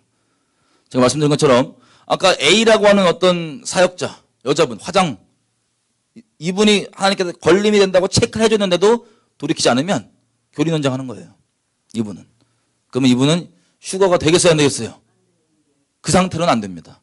그 상태로는. 교리적으로는 문제가 없을 수 있어요. 그 사람이. 본인 스스로 생각하다가 교리적으로 문제 없다. 근데 교리로 가는 게 아니에요. 중심으로 가는 겁니다. 하나님과의 관계는. 하나님과 동행은 마음으로 하는 겁니다. 중심으로 하는 겁니다. 근데 어떤 사람은 화장은 지금 하고 있지만 아직 하나님께서 중심 관계 가운데 조명을 안 해주셔갖고, 그리고 이분에게 실제기 음란함이 아니기 때문에 적당히 이렇게 살짝 예의상 화장을 하고 있지만, 이 사람은 화장을 안 그만둬도 휴가 될 수 있어요. 이게 차이점이 뭔지 아세요? 중심의 차이라고요. 중심의 차이. 그럼 화장하고 이거 하나님과 교리 논쟁하는 사람들은 쟤는 왜 쟤 화장하냐고 막 이러고 있는 거예요. 다. 여기에 매몰되시면 여러분 주님 못 따라갑니다. 말세. 율법도 교리도 아니고 여러분, 저와 여러분의 중심으로 하나님을 섬기는 겁니다. 순결하게. 그런데 제가 그 A라는 그 사역자 여자인데 화장 때문에 교리 논쟁하다가 갑자기 나 빼놓고 휴가가 숑 됐어. 그러면 여기서 차이가 두 가지가 나와요. 어떤 차이가 나오냐? 휴가가 숑 되잖아요. 그러면 그 A라는 사역자, 여자 사역자분이 하나님께 택함 받은 사람이라면, 그럼 궁금하죠. 내가 어떻게 택함 받았을까 안 받았을까 궁금하잖아요. 열매로 합니다. 여러분 스스로 열매로 확인할 수 있습니다. 내가 택함 받았잖아요. 그러면 아예 뿔싸. 이제라도 화장 제끼고 화장 외에도 주님을 더더욱 방향을 아예 확정을 해버리고 주님께 순결히 나가는데 화장 외에도 주님께서 아닌 것들 조명해 주는 건 그냥 갈등 없이 다 버리면서 주님께 순결함 가운데 그제서야 계속 나갑니다. 휴가 이후에. 택함 받았다면. 택함 안 받았다. 그러면 나 이렇게 갈등한다 휴가 되잖아요. 에이씨 내 여지껏 했던 건 뭐야 그러면. 이런 하나님 안 믿어. 그러고 배도하는 거예요. 아주 직진 쫙 달려갑니다. 여지껏 겨우겨우 설마 하고 못 달려갔는데 하나님의 부담이 돼갖고 그냥 직진 쫙 달려갑니다. 이렇게 할 수 있어요. 여러분 택함 받았는지 안 택함 받았는지는. 로마서 8장에 써 있는 것처럼 제가 잠깐 읽어드릴게요. 로마서 8장 이렇게 써 있죠. 29절 하나님이 미리 아신 자들 누구예요? 택함 받은 자들. 미리 아신 자들로 또한 그 아들의 형상을 본받게 하기 위하여 미리 정하셨으니. 택함 받았는지 안 받았는지 뭐 구원을 뭐 확정 뭐 이상한 교리 논쟁 많은데 누가 말해줄 수 있는 게 아니고 내가 아는 거야. 하나님 관계에서.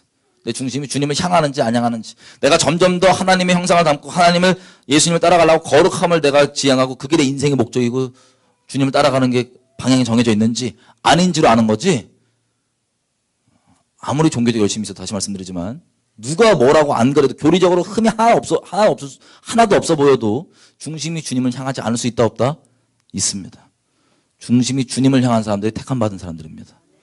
그리고 내가 중심이 주님을 향하지 않는 게 드러나면 우울해하거나 막 나 여지껏 한 거 뭐냐 그 나의 어떠함 가운데 마치 가인이 자기가 농사 다 지었는데 농사 지으려면 힘들잖아요. 졌는데 하나님 안 받아주시니까 저만 받으니까 뭐야? 난 여지껏 이 고생했는데 이거 뭐야? 그래서 죽여버리는 거예요. 이 마찬가지, 이 똑같은 일인 겁니다. 이해되시죠? 하나님께서 정말 중심을 드러내 주셨는데 그럼 나 여지껏 했던 거 뭐지? 이러고 우울함 가운데 그냥 빠져있다. 하나님께 나를 건져주시려고 감사하게 정말 옳은 길로 인도해 주시는구나 하고 주님께 나아가는 사람들은 택함 받은 사람이에요.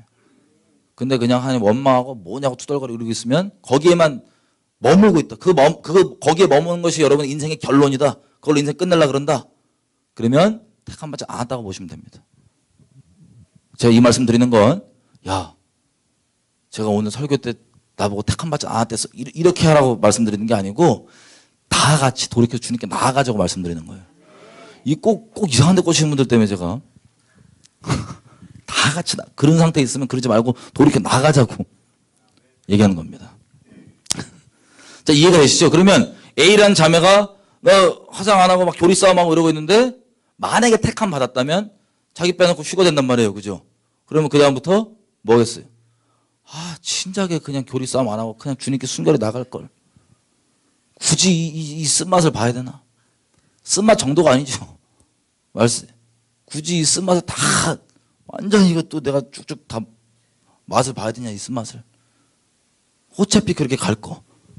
여러분 참 지혜가 어디 있겠습니까? 어차피 여러분 택함 받았다면 지금부터 순결히 가는 거예요. 주님께. 지금부터 마음을 저희 아내가 그걸 결정하더라고요. 감사하게. 결정하더라고요. 저는 휴가가 언제일지 모르겠지만 하나님께서 저한테 그러셨어요. 너 휴가 된다고. 그래서 제가 사실 저는 휴가 되건 안 되건 상관이 없어요. 주님은 목숨 다해 사랑합니다. 근데 그걸 제가 아내한테 말했거든요. 그랬더니 아내가 정말 심각하게 받아들이는 거예요, 이거를. 저는 솔직히 좀 신나더라고요. 그 얘기 들으니까. 잘 들었는지 안 들었는지 모르겠어요. 어쨌든, 뭐 잘못 듣는 건지 안 들었는지 모르겠지만, 어쨌든, 제가 우울해, 막 엄청 저는 이제 나라 상황이 너무 어렵고 그러니까 너무 마음이 아프고 이러다가 맨날 한숨 소리 나오니까 집에 있으면 제 방에서 맨날 이렇게 책상 앞에 앉아고 맨날 막 말씀 펴고 막 한숨 치고 막 이러니까는 아내도 막 그거 듣기가 좀 그랬나 봐요. 쟤 이러고 막 우울하게 맨날 집에서 맨날 이러고 있다가 갑자기 빙그레 웃고 나와갖고 휴가인데 언제인지 모르겠지만 그랬더니 제 아내가 충격을 받는 거예요. 너무나 큰 충격을. 지금 이 상태로 만약에 휴가가 언제일지 모르지만 만약에 오늘 그날 밤이었다. 뭐 그날 뭐 오후였다. 그러면 나는 싹 간 거예요. 그 하나님께 온 말씀이 맞다면 너무 시험 받지 마세요. 이거에 대해서. 그 아내가 너무 충격을 받는 거예요. 그래서 내가 얘기해줬어요. 야, 너도 또 빨리 중심 더 이상 갈등하지 말라고 하네 앞에 뭐든 순결하게 가자고. 제가 이걸 똑같이 나 만약에 이 상태로 사라졌다 쳐봐라. 그럼 너 애랑 너랑 그 중심 그 안정한 것 때문에 너 택한 받은 그제서야 나 없이 지금 이거를 믿음으로 살면서 이거 다 이게 정리해야 되는데 택한 받았다면 어? 그 뒤에 해야 된다고. 그 나중에 하지 말고 지금부터 하자고. 주님 앞에 지금부터 합당히 서자고. 그냥 휴가 자체가 중요한 게 아니라 살든지 죽든지 순교당하든지 그냥 주님 앞에 똑바로 살자고. 그게 지혜로운 거 아니겠냐 그랬더니 말이 맞는데 짜증이 팍 나는 거예요. 아내가. 며칠 동안 승질 엄청 내요 진짜. 저거는 맨날 우울하다가 좋다고 신나고 튀어나왔고 좀 막 뭐냐고 막. 근데 감사하게 승질 나는데 너무 심각하게 온 거예요 아내한테. 그래서 그렇게 안 되던 우리 아내가 중심을 정하더라고요. 스스로 자발적으로 아내 앞에. 아, 나 얼마나 감사한지. 지금 이거 회개하자고 해도 옛날 같으면 이렇게 하는데 지금은 알았다고. 하나님 앞에 계속해서 순결함 가운데 거룩함 가운데 나가는 걸 보고 이게 얼마나 기쁜지 모릅니다. 다른 것 때문이 아니라 제가 그랬어요. 하도 삐져 있길래 야, 휴가 언제 될지 모른다고. 사람들마다 의견이 다른데 난 모르겠다. 어떤 사람은 7년 전, 중간, 끝, 뭐 2번 있다, 3번 있다, 뭐 엄청 뭐 없다 말이 많은데 끝에 한 번 있다 그러는데 만약에 끝에 한 번 있다고 치자. 끝에 한 번 있다고. 그래서 제가 죽지 않고 살아서 휴가한다고 이렇게 말씀해 주셔서 그렇게 얘기했더니 삐진 거예요. 그래서 야, 그러면 만약에 예수님께서 오시기 전에 내가 확실한 거는 모르겠지만 이 마태복음 24장에 보면 오시기 전에 천사들이 이 끝에서 저 끝까지 모으는 게 그거 휴가라고 치면 그러면 대환란까지 다 겪고 마지막 되는 거다. 만약에 그게 휴가라고 치면 살아서 중간에 난 순교도 안 된다. 난 지금 살한다. 하나님께서 말씀이 맞으면 나는 살아서 휴가 된다고 했으니까는 살아있다는 게 난 포인트인데 그러면 그 대환란을 내가 다 겪는다는 소린다. 다 겪는다는 소리다 그러면. 살아서 순교가 차라리 낫다고 요한계시록 14장에 지금 이후로 주 안에 잠든 자는 복이 있다 그렇게 얘기했는데 나는 죽고 싶다. 주님 앞에. 근데 나는 하나님이 뜻하신 대로 난 살든지 죽든지 난 주님만 따르는 거지. 주님만 사랑하는 거지. 나 다른 거 없다고.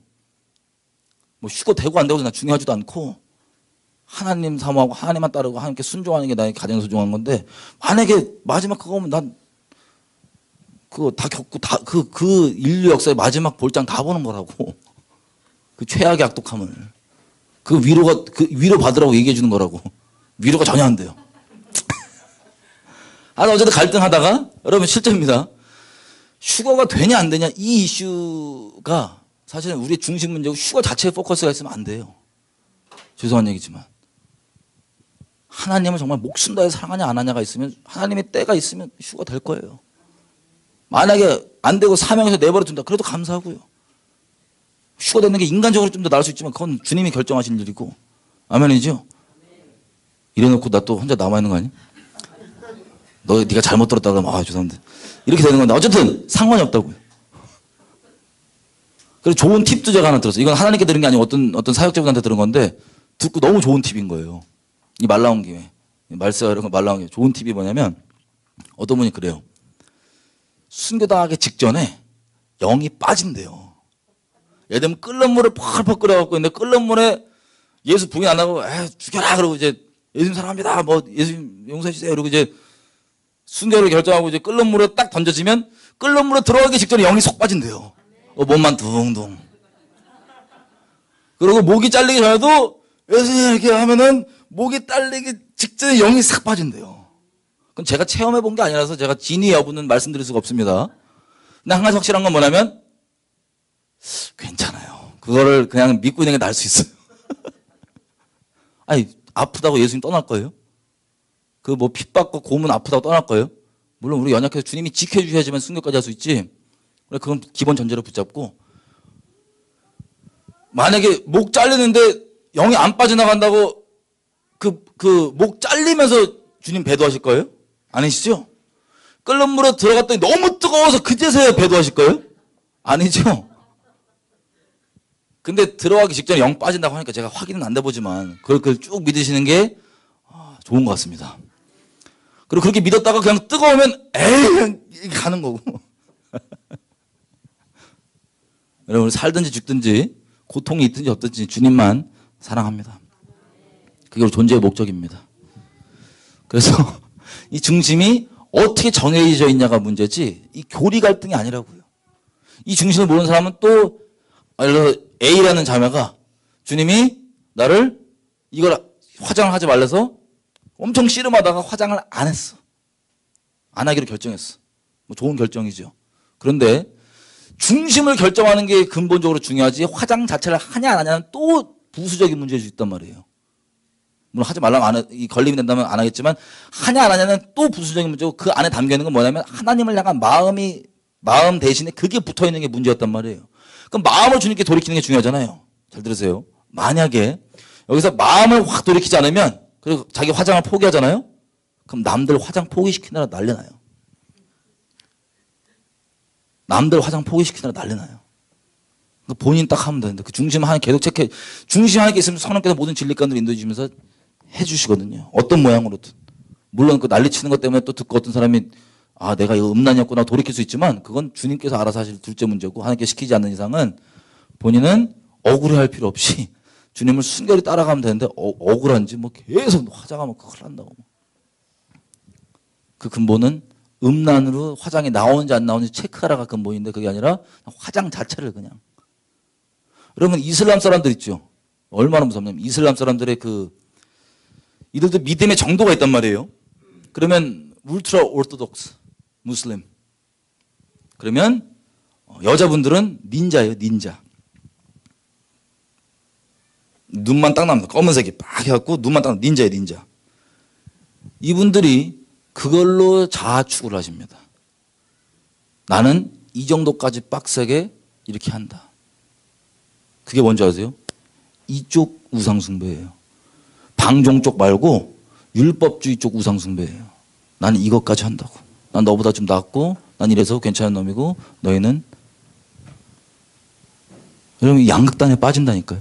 왜냐하면 아까 얘기했던 것처럼 사람이 하나님을 찬송해야 되는데 찬송하는 자리에 하나님 말고 다른 걸 마음에 두고 있으면 그게 그 사람 움직이는데 그게 돈이건 외모건 뭐든 간에 그 사람이 주님이에요.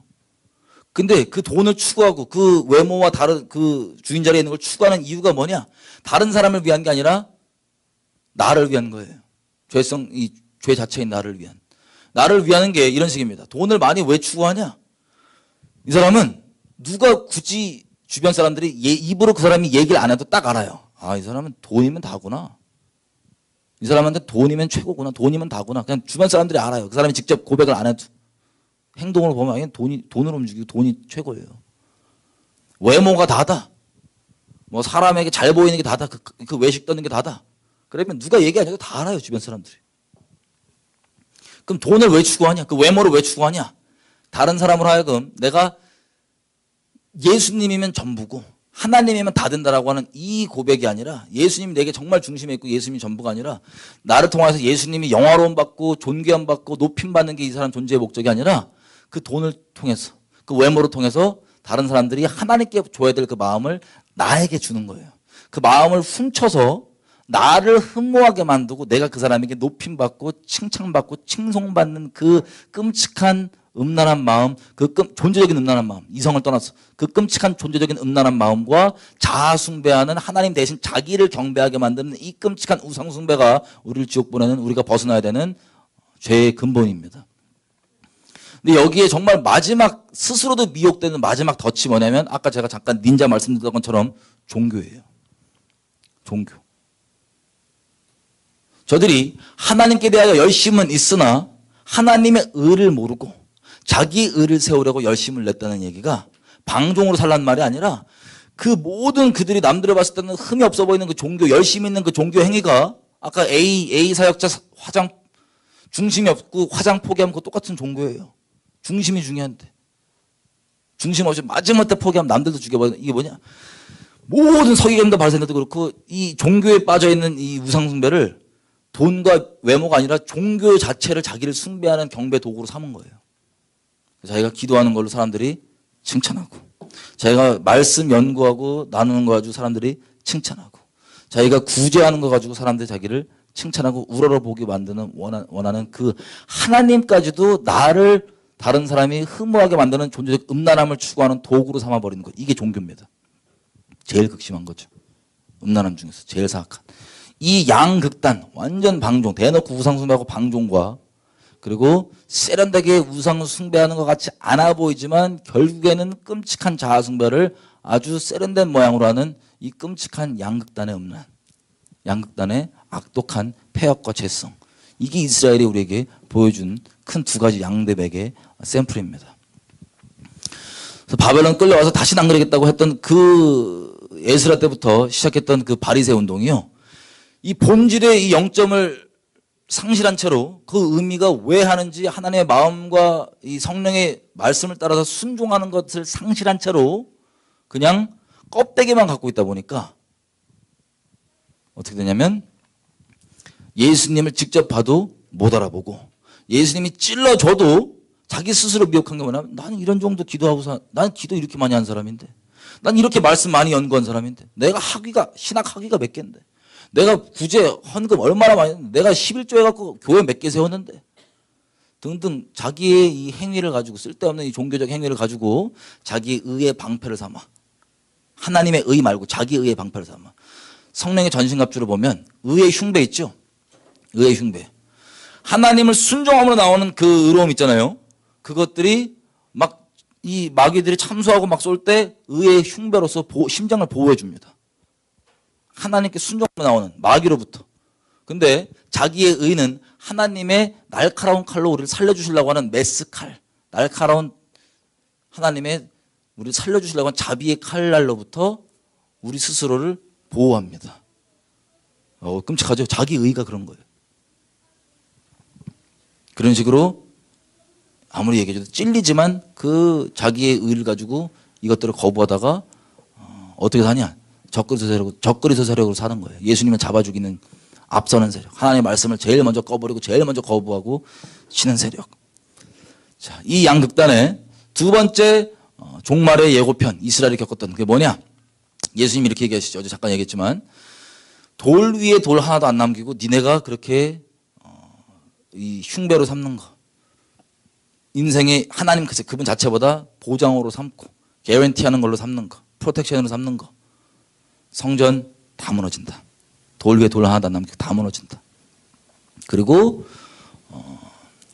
너희가 칼날에 죽임을 당해서 디아스포라로 흩어갈 거고 너희가 예루살렘 이 거룩하다고 여기는 이 예루살렘 도시는 이방인의 때와 차이까지 니네가 그렇게 우상 숭배한다고 멸시하고 가증히 보는 이방인들이 다스릴 거다. 이거 충격이에요. 유대인들이 들으면. 아니 성전 무너지고 이 거룩한 도시 예루살렘을 이방인들이 다스려 아예? 그것도 하나님 메시아로 여기는 그분이 얘기하니까 이게 충격인 거예요. 칼날에 다 죽임을 당해? 디아스포라 돼? 그리고 이 집들이 다 황폐해서 버림받는다고? 다시? 바벨론 때처럼? 그 얘기를 듣고 이번엔 70년이 아니라 이미 한번 겪고도 그렇게 완전 반대쪽 극단으로 간 이 똑같은 우상숭배를 더 세련되게 하니 이제는 거의 1900년도를 디아스포라로 끔찍한 일들을 겪습니다. 1900년도 하나님이 택하시고 하나님께서 언약 맺으신 이스라엘 민족. 하나님을 아예 안 섬긴 것도 아니고 모양으로는 하나님을 열심으로 섬겼던 이스라엘 민족. 그 일이 1900년 지나고 1948년 이스라엘 나라가 다시 생겼죠. 지금 우리가 살고 있는 시대는 언제 이게 시작될지 모르겠지만 주님 다시 오심으로 다시 오심과 동시에 이 마지막 전 세계가 겪을 이스라엘이 첫 번째, 두 번째 샘플로 겪었던 그 종말을 전 세계적 차원에서 다 겪습니다. 그러면 이스라엘이 이것들을 왜 겪었냐? 1차적으로는 이스라엘의 완악함과 불순종과 죄악 때문입니다. 그런데 큰 하나님의 경륜과 섭리 가운데서는 그 와중에서 하나님께서 합력한 선을 이루신 부분이 뭐냐? 여기 기록되어 있는 것처럼 고린도전서 10장 기록되어 있는 것처럼 우리로 하여금 전 세계 이것을 곧 맞이하게 될 이 종말을 맞이하게 될 전 세계 사람들로 하여금 어떻게 이스라엘이 양극단으로 넘어지고 하나님께 온전히 있지 않았는지를 확인함으로써 말세 우리에게 경계가 되도록 참 좋은 모습으로 샘플이 되면 참 좋겠지만 경계가 되도록 샘플이 된 겁니다. 거울처럼. 여러분 제 집회 동안 끝에 계속 나누겠지만 대한민국도 이 샘플이 되는 겁니다. 그렇게 쓰임받는 거예요. 이스라엘이 이 두 번을 겪었던 것을 대한민국이 겪고요. 이미 이걸 겪고 그 다음에 전 세계가 이미 대한민국은 우리가 확인해 볼 거지만 성경에 기록되어 있는 이스라엘을 중심으로 벌어지는 말세의 그 내용들이 예고편처럼 축약되게 다 벌어졌습니다. 뭐만 빼고 적그리스도가 등장하는 것과 대환란만 빼고 다 겪었습니다. 어떻게 배도하는지, 어떻게 미혹되는지, 어떻게 평화에 취하는지, 어떻게 이미 다 선점을 겪었고, 물론 전 세계가 다 이것을 겪고 있지만 조금 더 빨리 미리 다 겪었고, 이대로 이제 디아스포라가 되면 디아스포라 돼서 나는 사람, 디아스포라 이 심판을 한반도에 겪고도 못 깨닫는 사람은 못 깨달아요. 그리고 다 알고도 중심으로 하나님께 돌이키지 않은 사람은 알고서 그냥 멸망당해요. 하지만 하나님께서 그 와중에서 소수지만 건질 사람들과 디아스포라로 항상 남겨두는 그 렘넌트 있죠. 남긴 자들. 이 사람들은 하나님께서 인도하시는 곳에서 이렇게 앞으로 될 거고, 우리가 이미 이것을 겪었으니, 이스라엘도 겪었고 우리 대한민국 우리도 이것을 끔찍히 하나님의 은혜 가운데서도 은혜를 요구로 갚음을 겪었으니 그러면 안 된다라고 하면서 또 다른 렘넌트들을 전 세계에 남기면서 주님 오실 길을 맞이할 겁니다. 자, 이렇게 양극단 이스라엘. 마지막으로 마지막 이걸 봤으면 좋겠어요. 여러분 결국에는 이스라엘이요, 이것들을 겪었던 이유가 나와 있습니다. 신명기 29장. 여러분 이스라엘 역사는요, 저 여러분의 마음속에 어떤 하나님을 만들어놨던 상관없이 이스라엘을 하나님이 택하셔가지고 이스라엘 역사가 어떻게 하나님 안에서 돌아왔는지를 보면 하나님이 성경에 말하는 살아계신 하나님, 우주를 주관하시고 인류 역사의 주인공이신 성경에 기록하고 있는 우리 하나님이 어떤 하나님인지가 적나라하게 드러나 있습니다. 이스라엘 역사를 보면 오해가 깨져요. 저 여러분의 잘못 마음속에 만들어놓은 하나님 사라져요. 하나님은 말씀 그대로 이스라엘을 통치하셨습니다. 말씀 그대로. 특별히 여러 가지가 있지만 근본적으로 우리가 맥을 삼아서 볼 수 있는 건 뭐냐면, 하나님께서 이스라엘과 언약을 맺으실 때 언약의 축복이 있고, 언약을 잘 지키면 언약의 축복이 있고, 언약을 배신하면 저주가 온다고 하는 축복과 저주가 있습니다. 이걸 토대로 이스라엘이 몇천 년 동안 쭉 간 겁니다. 자, 레위기 26장은요, 언약을 배신하면 언약의 저주가 어떤 순서로 일어나는지가 순서대로 기록되어 있습니다. 레위기 26장은. 신명기 28장은 순서대로는 아니지만 디테일하게 하나하나가 자세히 기록이 되어 있습니다. 자, 나중에 보도록 하고, 신명기 29장 보면 보십시오.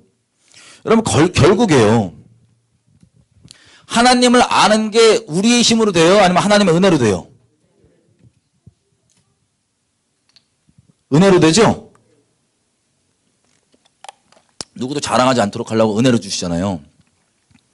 그러면 이스라엘은 하나님이 선택하셨는데 은혜로 알 수 있는 건데, 이스라엘은 하나님을 알아봤어요? 못 알아봤어요? 예수님을 못 알아봤습니다.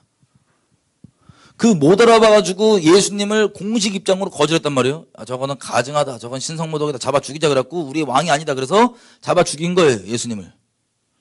그게 이스라엘의 국가적 공식 입장이었습니다. 그에 대한 심판이 1900년 동안 디아스포라였어요. 근데 그게 아직 끝나지 않았습니다. 자, 보면 29장 이렇게 됐어요.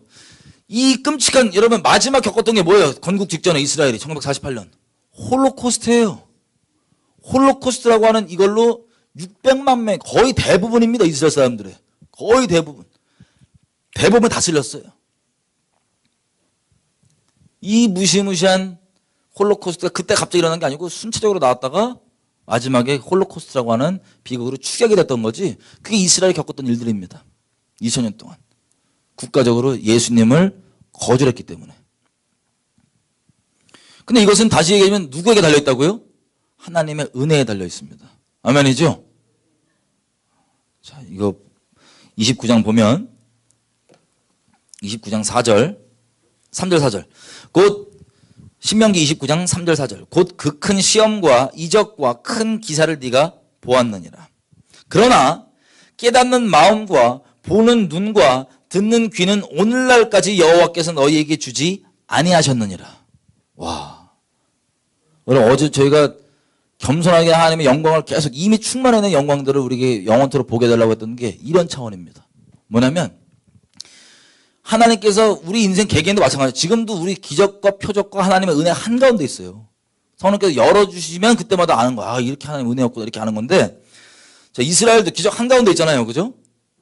근데 이것을 한가운데 있으면서도 깨닫는 마음과 보는 눈과 듣는 귀를 하나님께서 안 주셨대요.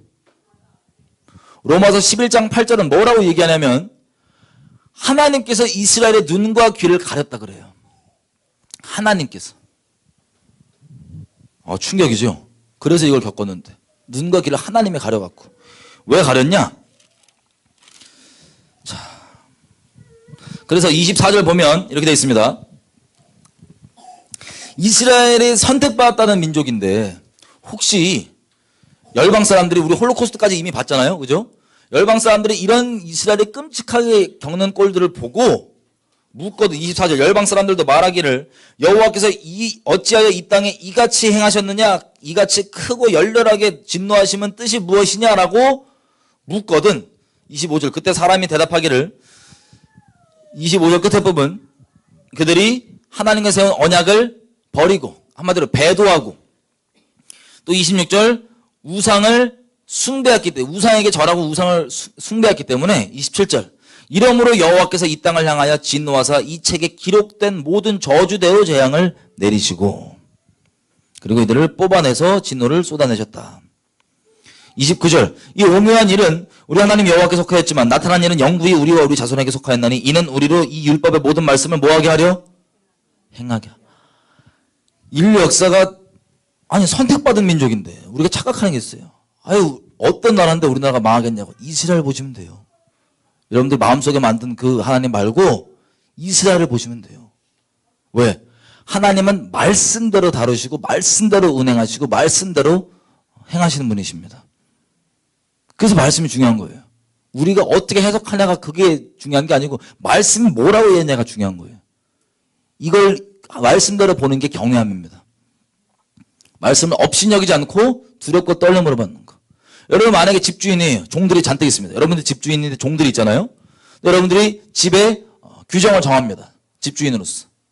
규정을 쫙 정하는데 이 종들 중에 몇 놈이 이래요. 야, 주인이 그렇게 말하면 그런 뜻이 아니에요. 이렇게 해도 돼. 그러면서 막 방자에 행한다. 여러분들 정한 대로 안 하고. 그리고 야, 그 괜찮아. 안 해도 돼. 저 말만 그런 거야. 이러고 안 한다. 그럼 여러분 그 종을 집에 내버려 두셔야 되겠어요? 쫓아내야 되겠어요? 죄인인 우리한테도 그런 종이 용납이 안 되는데 이게 지금 다 그러고 있어요. 하나님 이름으로. 하나님 섬긴다고 한 사람들이. 경외함이 희귀하는 거예요. 성경은 처음부터 끝까지 하나님 경외하라고 계속 얘기하고 그게 하나님의 관계 기초라고 계속 얘기하는데 경외하다는 얘기를 아예 상실해요. 이해도 못해요. 무슨 뜻인지. 경외함에 대해서 얘기하면은 오히려 저런 하나님이 어디 있어. 그리고 자기가 섬기는 신이 다른 신이니까 이름은 예수고 이름은 여호와인데 다른 신이니까 성경이 말한 대로 오히려 거부하는 시대에 여러분 살고 있는 겁니다. 지금. 이스라엘도 그랬어요. 근데 이 이스라엘 역사를 보면 말씀대로 이 언약에 기록되어 있는 저주 그대로 이걸 겪었거든요. 그러면 이게 결론적으로 뭐냐면 하나님의 말씀을 경외할 수 있도록, 하나님의 말씀을 경외하고 하나님의 말씀을 순종할 수 있도록, 하나님을 업신여기지 않고 존귀히 여길 수 있도록, 그러기 위해서 하나님께서 이스라엘을 가슴 아픈 샘플로 우리에게 보여주고 계신데 이것도 어떤 사람이 깨달을까요? 이거 어떤 사람이 똑바로 볼 수 있을까요? 하나님께서 긍휼을 베푸시는 자들이 똑바로 볼 수 있는 겁니다. 그래서 하나님께 겸비함 가운데 계속 주님을 따라가야 되는 거예요. 어쨌든 이렇게 된 건데 여러분 우리가 또 내일도 확인해 보겠지만 30장 보면 미리 이 구절 볼게요. 사람들이 하나님께 순종하는 걸 어떻게 오해하냐면 율법 600 몇 개를 그냥 그대로 다 지키는 이런 차원의 율법주의적 순종이라고 생각합니다. 사람들이. 여러분 기본적으로 율법 말씀을 업신여기라 이렇게 말씀드린 게 아니에요. 차근차근 들어보시면 이해가 될 겁니다. 근데 근본적으로 뭐라 되냐면 이렇게 돼 있어요. 30장 11절 내가 오늘날 너에게 명한 이 명령은 너에게 어려운 것도 아니고 먼 것도 아니다.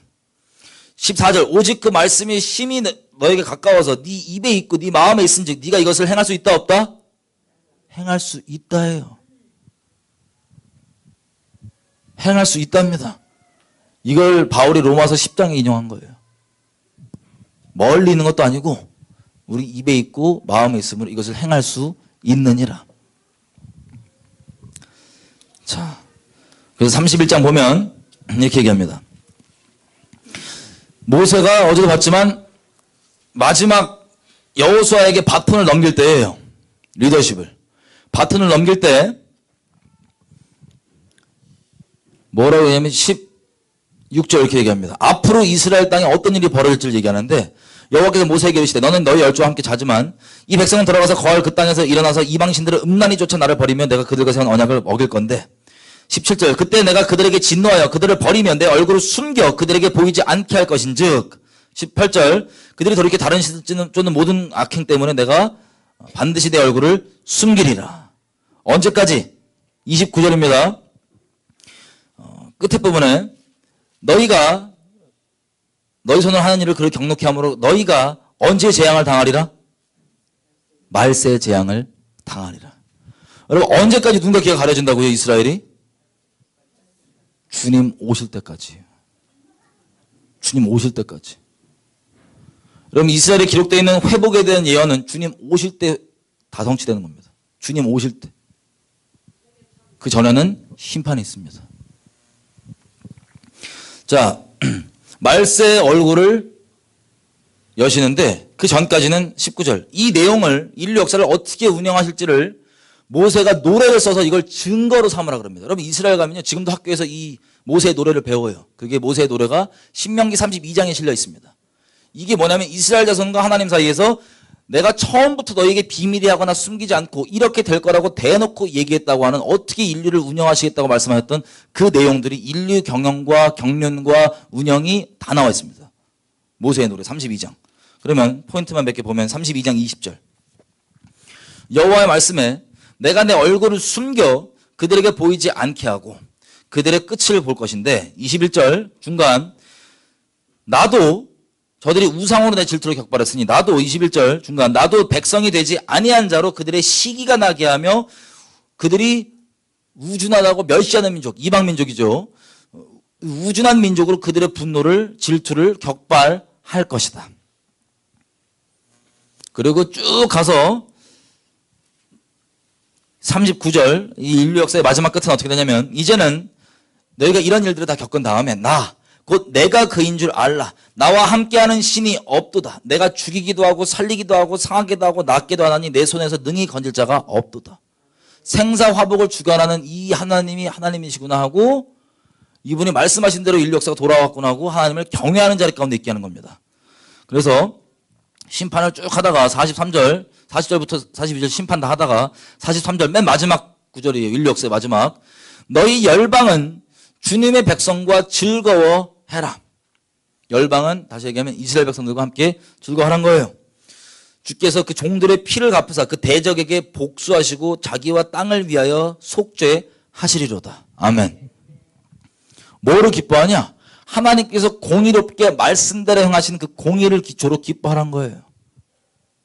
이게 인류 역사의 마지막 남은 자들이 하나님과 이렇게 할 거라고 기록이 되어 있습니다.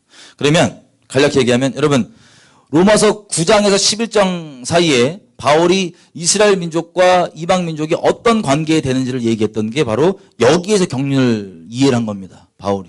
이것과 이사야서 등등등 선지서에 나와 있는 에스겔서 등등 다 보고 하나님이 말씀하신 게 바로 이 경륜으로 이스라엘은 눈과 귀가 가려져 있지만 그게 이방인의 충만한 수가 들어올 때까지만 눈 가려져 있고 이방인들이 주님께 똑바로 돌아오면 그것 때문에 이스라엘이 시기가 나서 주님께 똑바로 돌아오는 이 경륜들을 하나님께서 이렇게 정하신 거구나 라고 알게 됩니다. 이 경륜을 얘기하는 거예요. 그래서 하나님이 이스라엘 눈과 귀를 가리셨다고. 그리고 이게 이 얼굴을 가리신다고 되어 있잖아요. 그죠? 약속의 땅 들어가기 전부터 얼굴을 가리신대요. 그거 못 알아봐서 그 어려운 일도 겪는 거예요. 이스라엘 사람들이. 근데 언제 이게 풀리냐면요. 에스겔서 가볼게요. 39장. 에스겔서 38장 39장은 인류 마지막 때 벌어진 전쟁입니다. 이거 교리적 논쟁이 있는데 제가 다 이 집회 지나가면서 계속 정리해 드릴 거예요. 이 마지막 때 벌어지는 전쟁인데요. 여기서 38장 이렇게 되어 있습니다. 16절. 구름이 땅에 덮임같이 내 백성 이스라엘을 치러 올 것이다. 고가 끝날에 언제? 말세 끝날에 내가 너를 이끌어다가 내 땅 이스라엘을 치게 하리니 이는 내가 너로 말미암아 이방 사람 눈앞에서 내 거룩함을 나타내어 그들로 다 나를 알게 하려 함이라. 이 전쟁으로 전 세계가 하나님이 어떠한 분이신지를 딱 알게 된다고 지금 얘기하시죠. 그리고 23절 이와 같이 내가 내 여러 나라의 눈에 내 존대함과 내 거룩함을 나타내어 나를 알게 하리니 그들이 나를 여호와인 줄 알리라.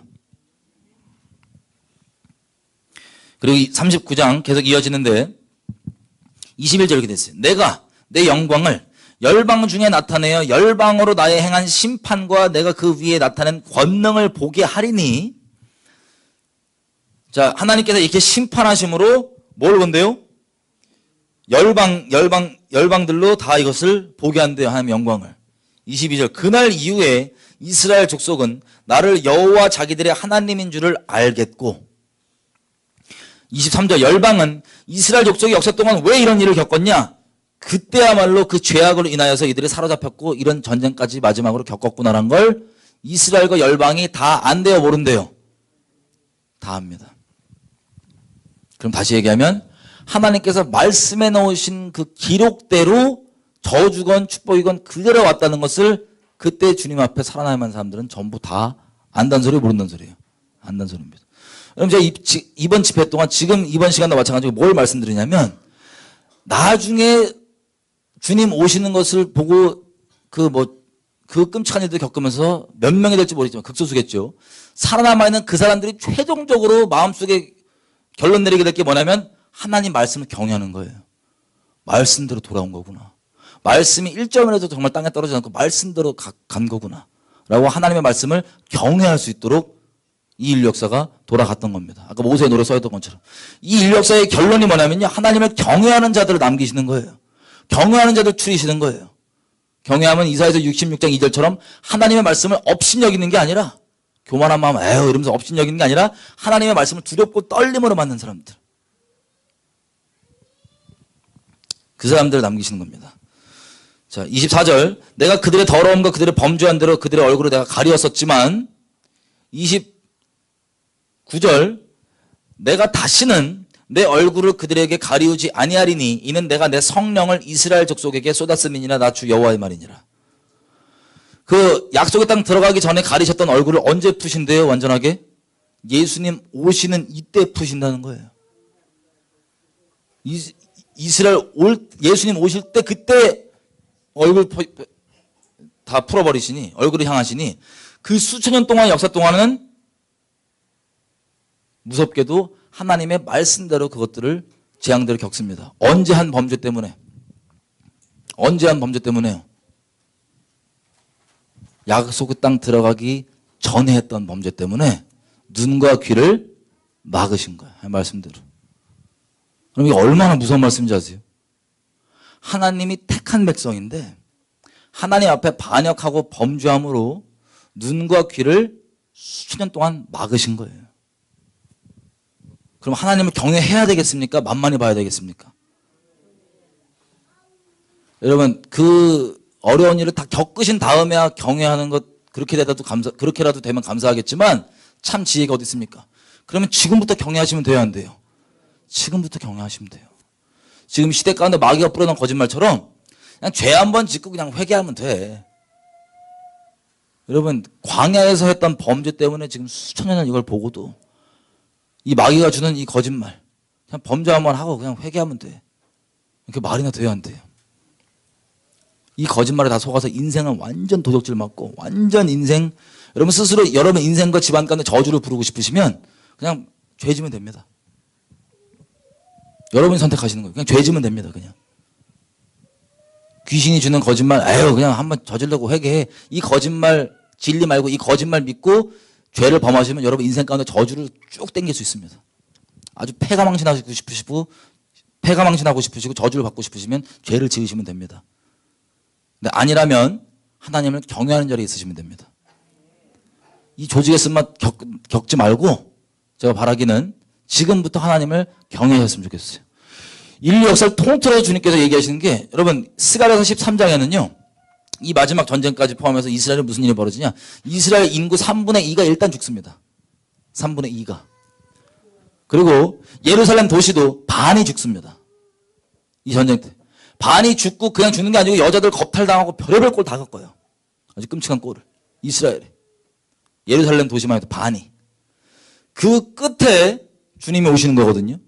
스가랴서 14장. 그러면 이 지금 이스라엘 사람들이 그렇게 많이 죽는 것도 하나님의 심판인데, 여러분 이스라엘 지금 가잖아요. 그러면 텔아비브라는 도시가 있습니다. 거기에 가면 동성애 제3대 축제를 해요. 전 세계에서 3대 큰 동성애 축제를 벌여요. 매년. 제가 한 거의 10년 전쯤 거기 사는 유대인들 만나서 얘기했더니 유대인들 하는 말은 뭐냐면, 자기가 봤을 때는 4명 중에 1명 남자가 게이래요. 자기 거기 사는 사람으로서. 한 10년 전쯤에. 제가 작년에 가봤습니다. 제가 통계가 정확하진 않지만 제가 봤을 때는요, 거의 2명 중에 1명은 게이예요. 그 동성역 하시는 분들이 그 남자분들은 시그니처 하는 그 걸음 있잖아요. 그게 전 자전거에서도 나온 그 시그니펜스가 나온지 몰랐어요. 자전거에서도 그 달라요. 걸어와서 보니까 제 개인 통계입니다. 너무 이렇게 절대적으로 받지 마세요. 2명 중에 1명 게이 같아요. 너무 충격받았습니다. 그리고 예루살렘에서는 메시아를 기다린다고 메시아 뭐 깃발 흔들고 메시아 하면서 대마초 피면서 그러고 있어요. 젊은 종교인들이. 그게 메시아 기다리는 모양이에요. 지금 젊은 세대 저 이스라엘 종교인들, 그냥 이스라엘 애들 말할 것도 없고 그냥 종교인들이 메시아 붙잡고. 하나님은 거룩하십니다. 왜 그까지 끔찍한 재앙을 겪냐? 이 말세의 마지막 아마겟돈이라고 하는 이 전쟁은요, 이스라엘도 심판하시고 열방도 같이 심판하시는 거예요.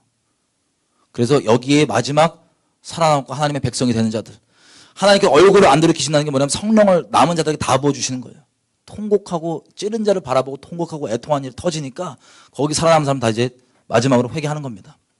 예수님 오시는 거 보고 회개하고 남은 온 이스라엘이 그리하여 구원을 받는다고 하는 그 말씀이 성취가 그렇게 되는 거고, 그러니까 지금 있는 이스라엘 전부도 아니고 살아남은 사람들은 구원 받는 거예요. 거기서 마지막. 근데 열방이건 몇 명이 될지 모르지만 이 살아남은 사람들이 뭘 알게 되냐면, 이스라엘이건 열방이건 하나님께서 말씀하신 대로 심판하셨고 말씀하신 대로 우리를 치신 거구나 하고, 남은 사람들은 천년왕국을 어떻게 시작하냐? 하나님을 경외하는 사람들만 같이 시작하는 거예요. 다시 말씀드립니다. 나중에 그거 겪고 경외해야지 하지 마시고 지금부터 하나님을 경외하십시다. 이스라엘을 보면 알 수 있어요. 이스라엘이 가슴 아픈 우리의 샘플이 되어준 겁니다. 같이 기도 좀 할게요.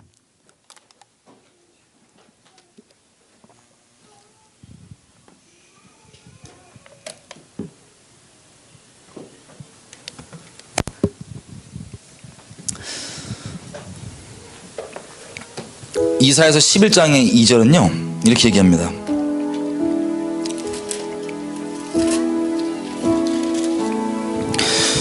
여호와의 신, 성령이죠. 곧 지혜와 총명의 신이요 모략과 재능의 신이요 지식과 여호와를 경외하는 신이 그 위에 강림하시리니, 그가 여호와를 경외함으로 즐거움을 삼을 것이요. 메시아가 여호와를 경외함으로 즐거움을 삼을 것이니 눈에 보이는 대로 판단하지 않고 귀에 들린 대로 판단하지 않고 오직 공의로 판단한다. 여러분, 이게 예수님에 대한 예언입니다.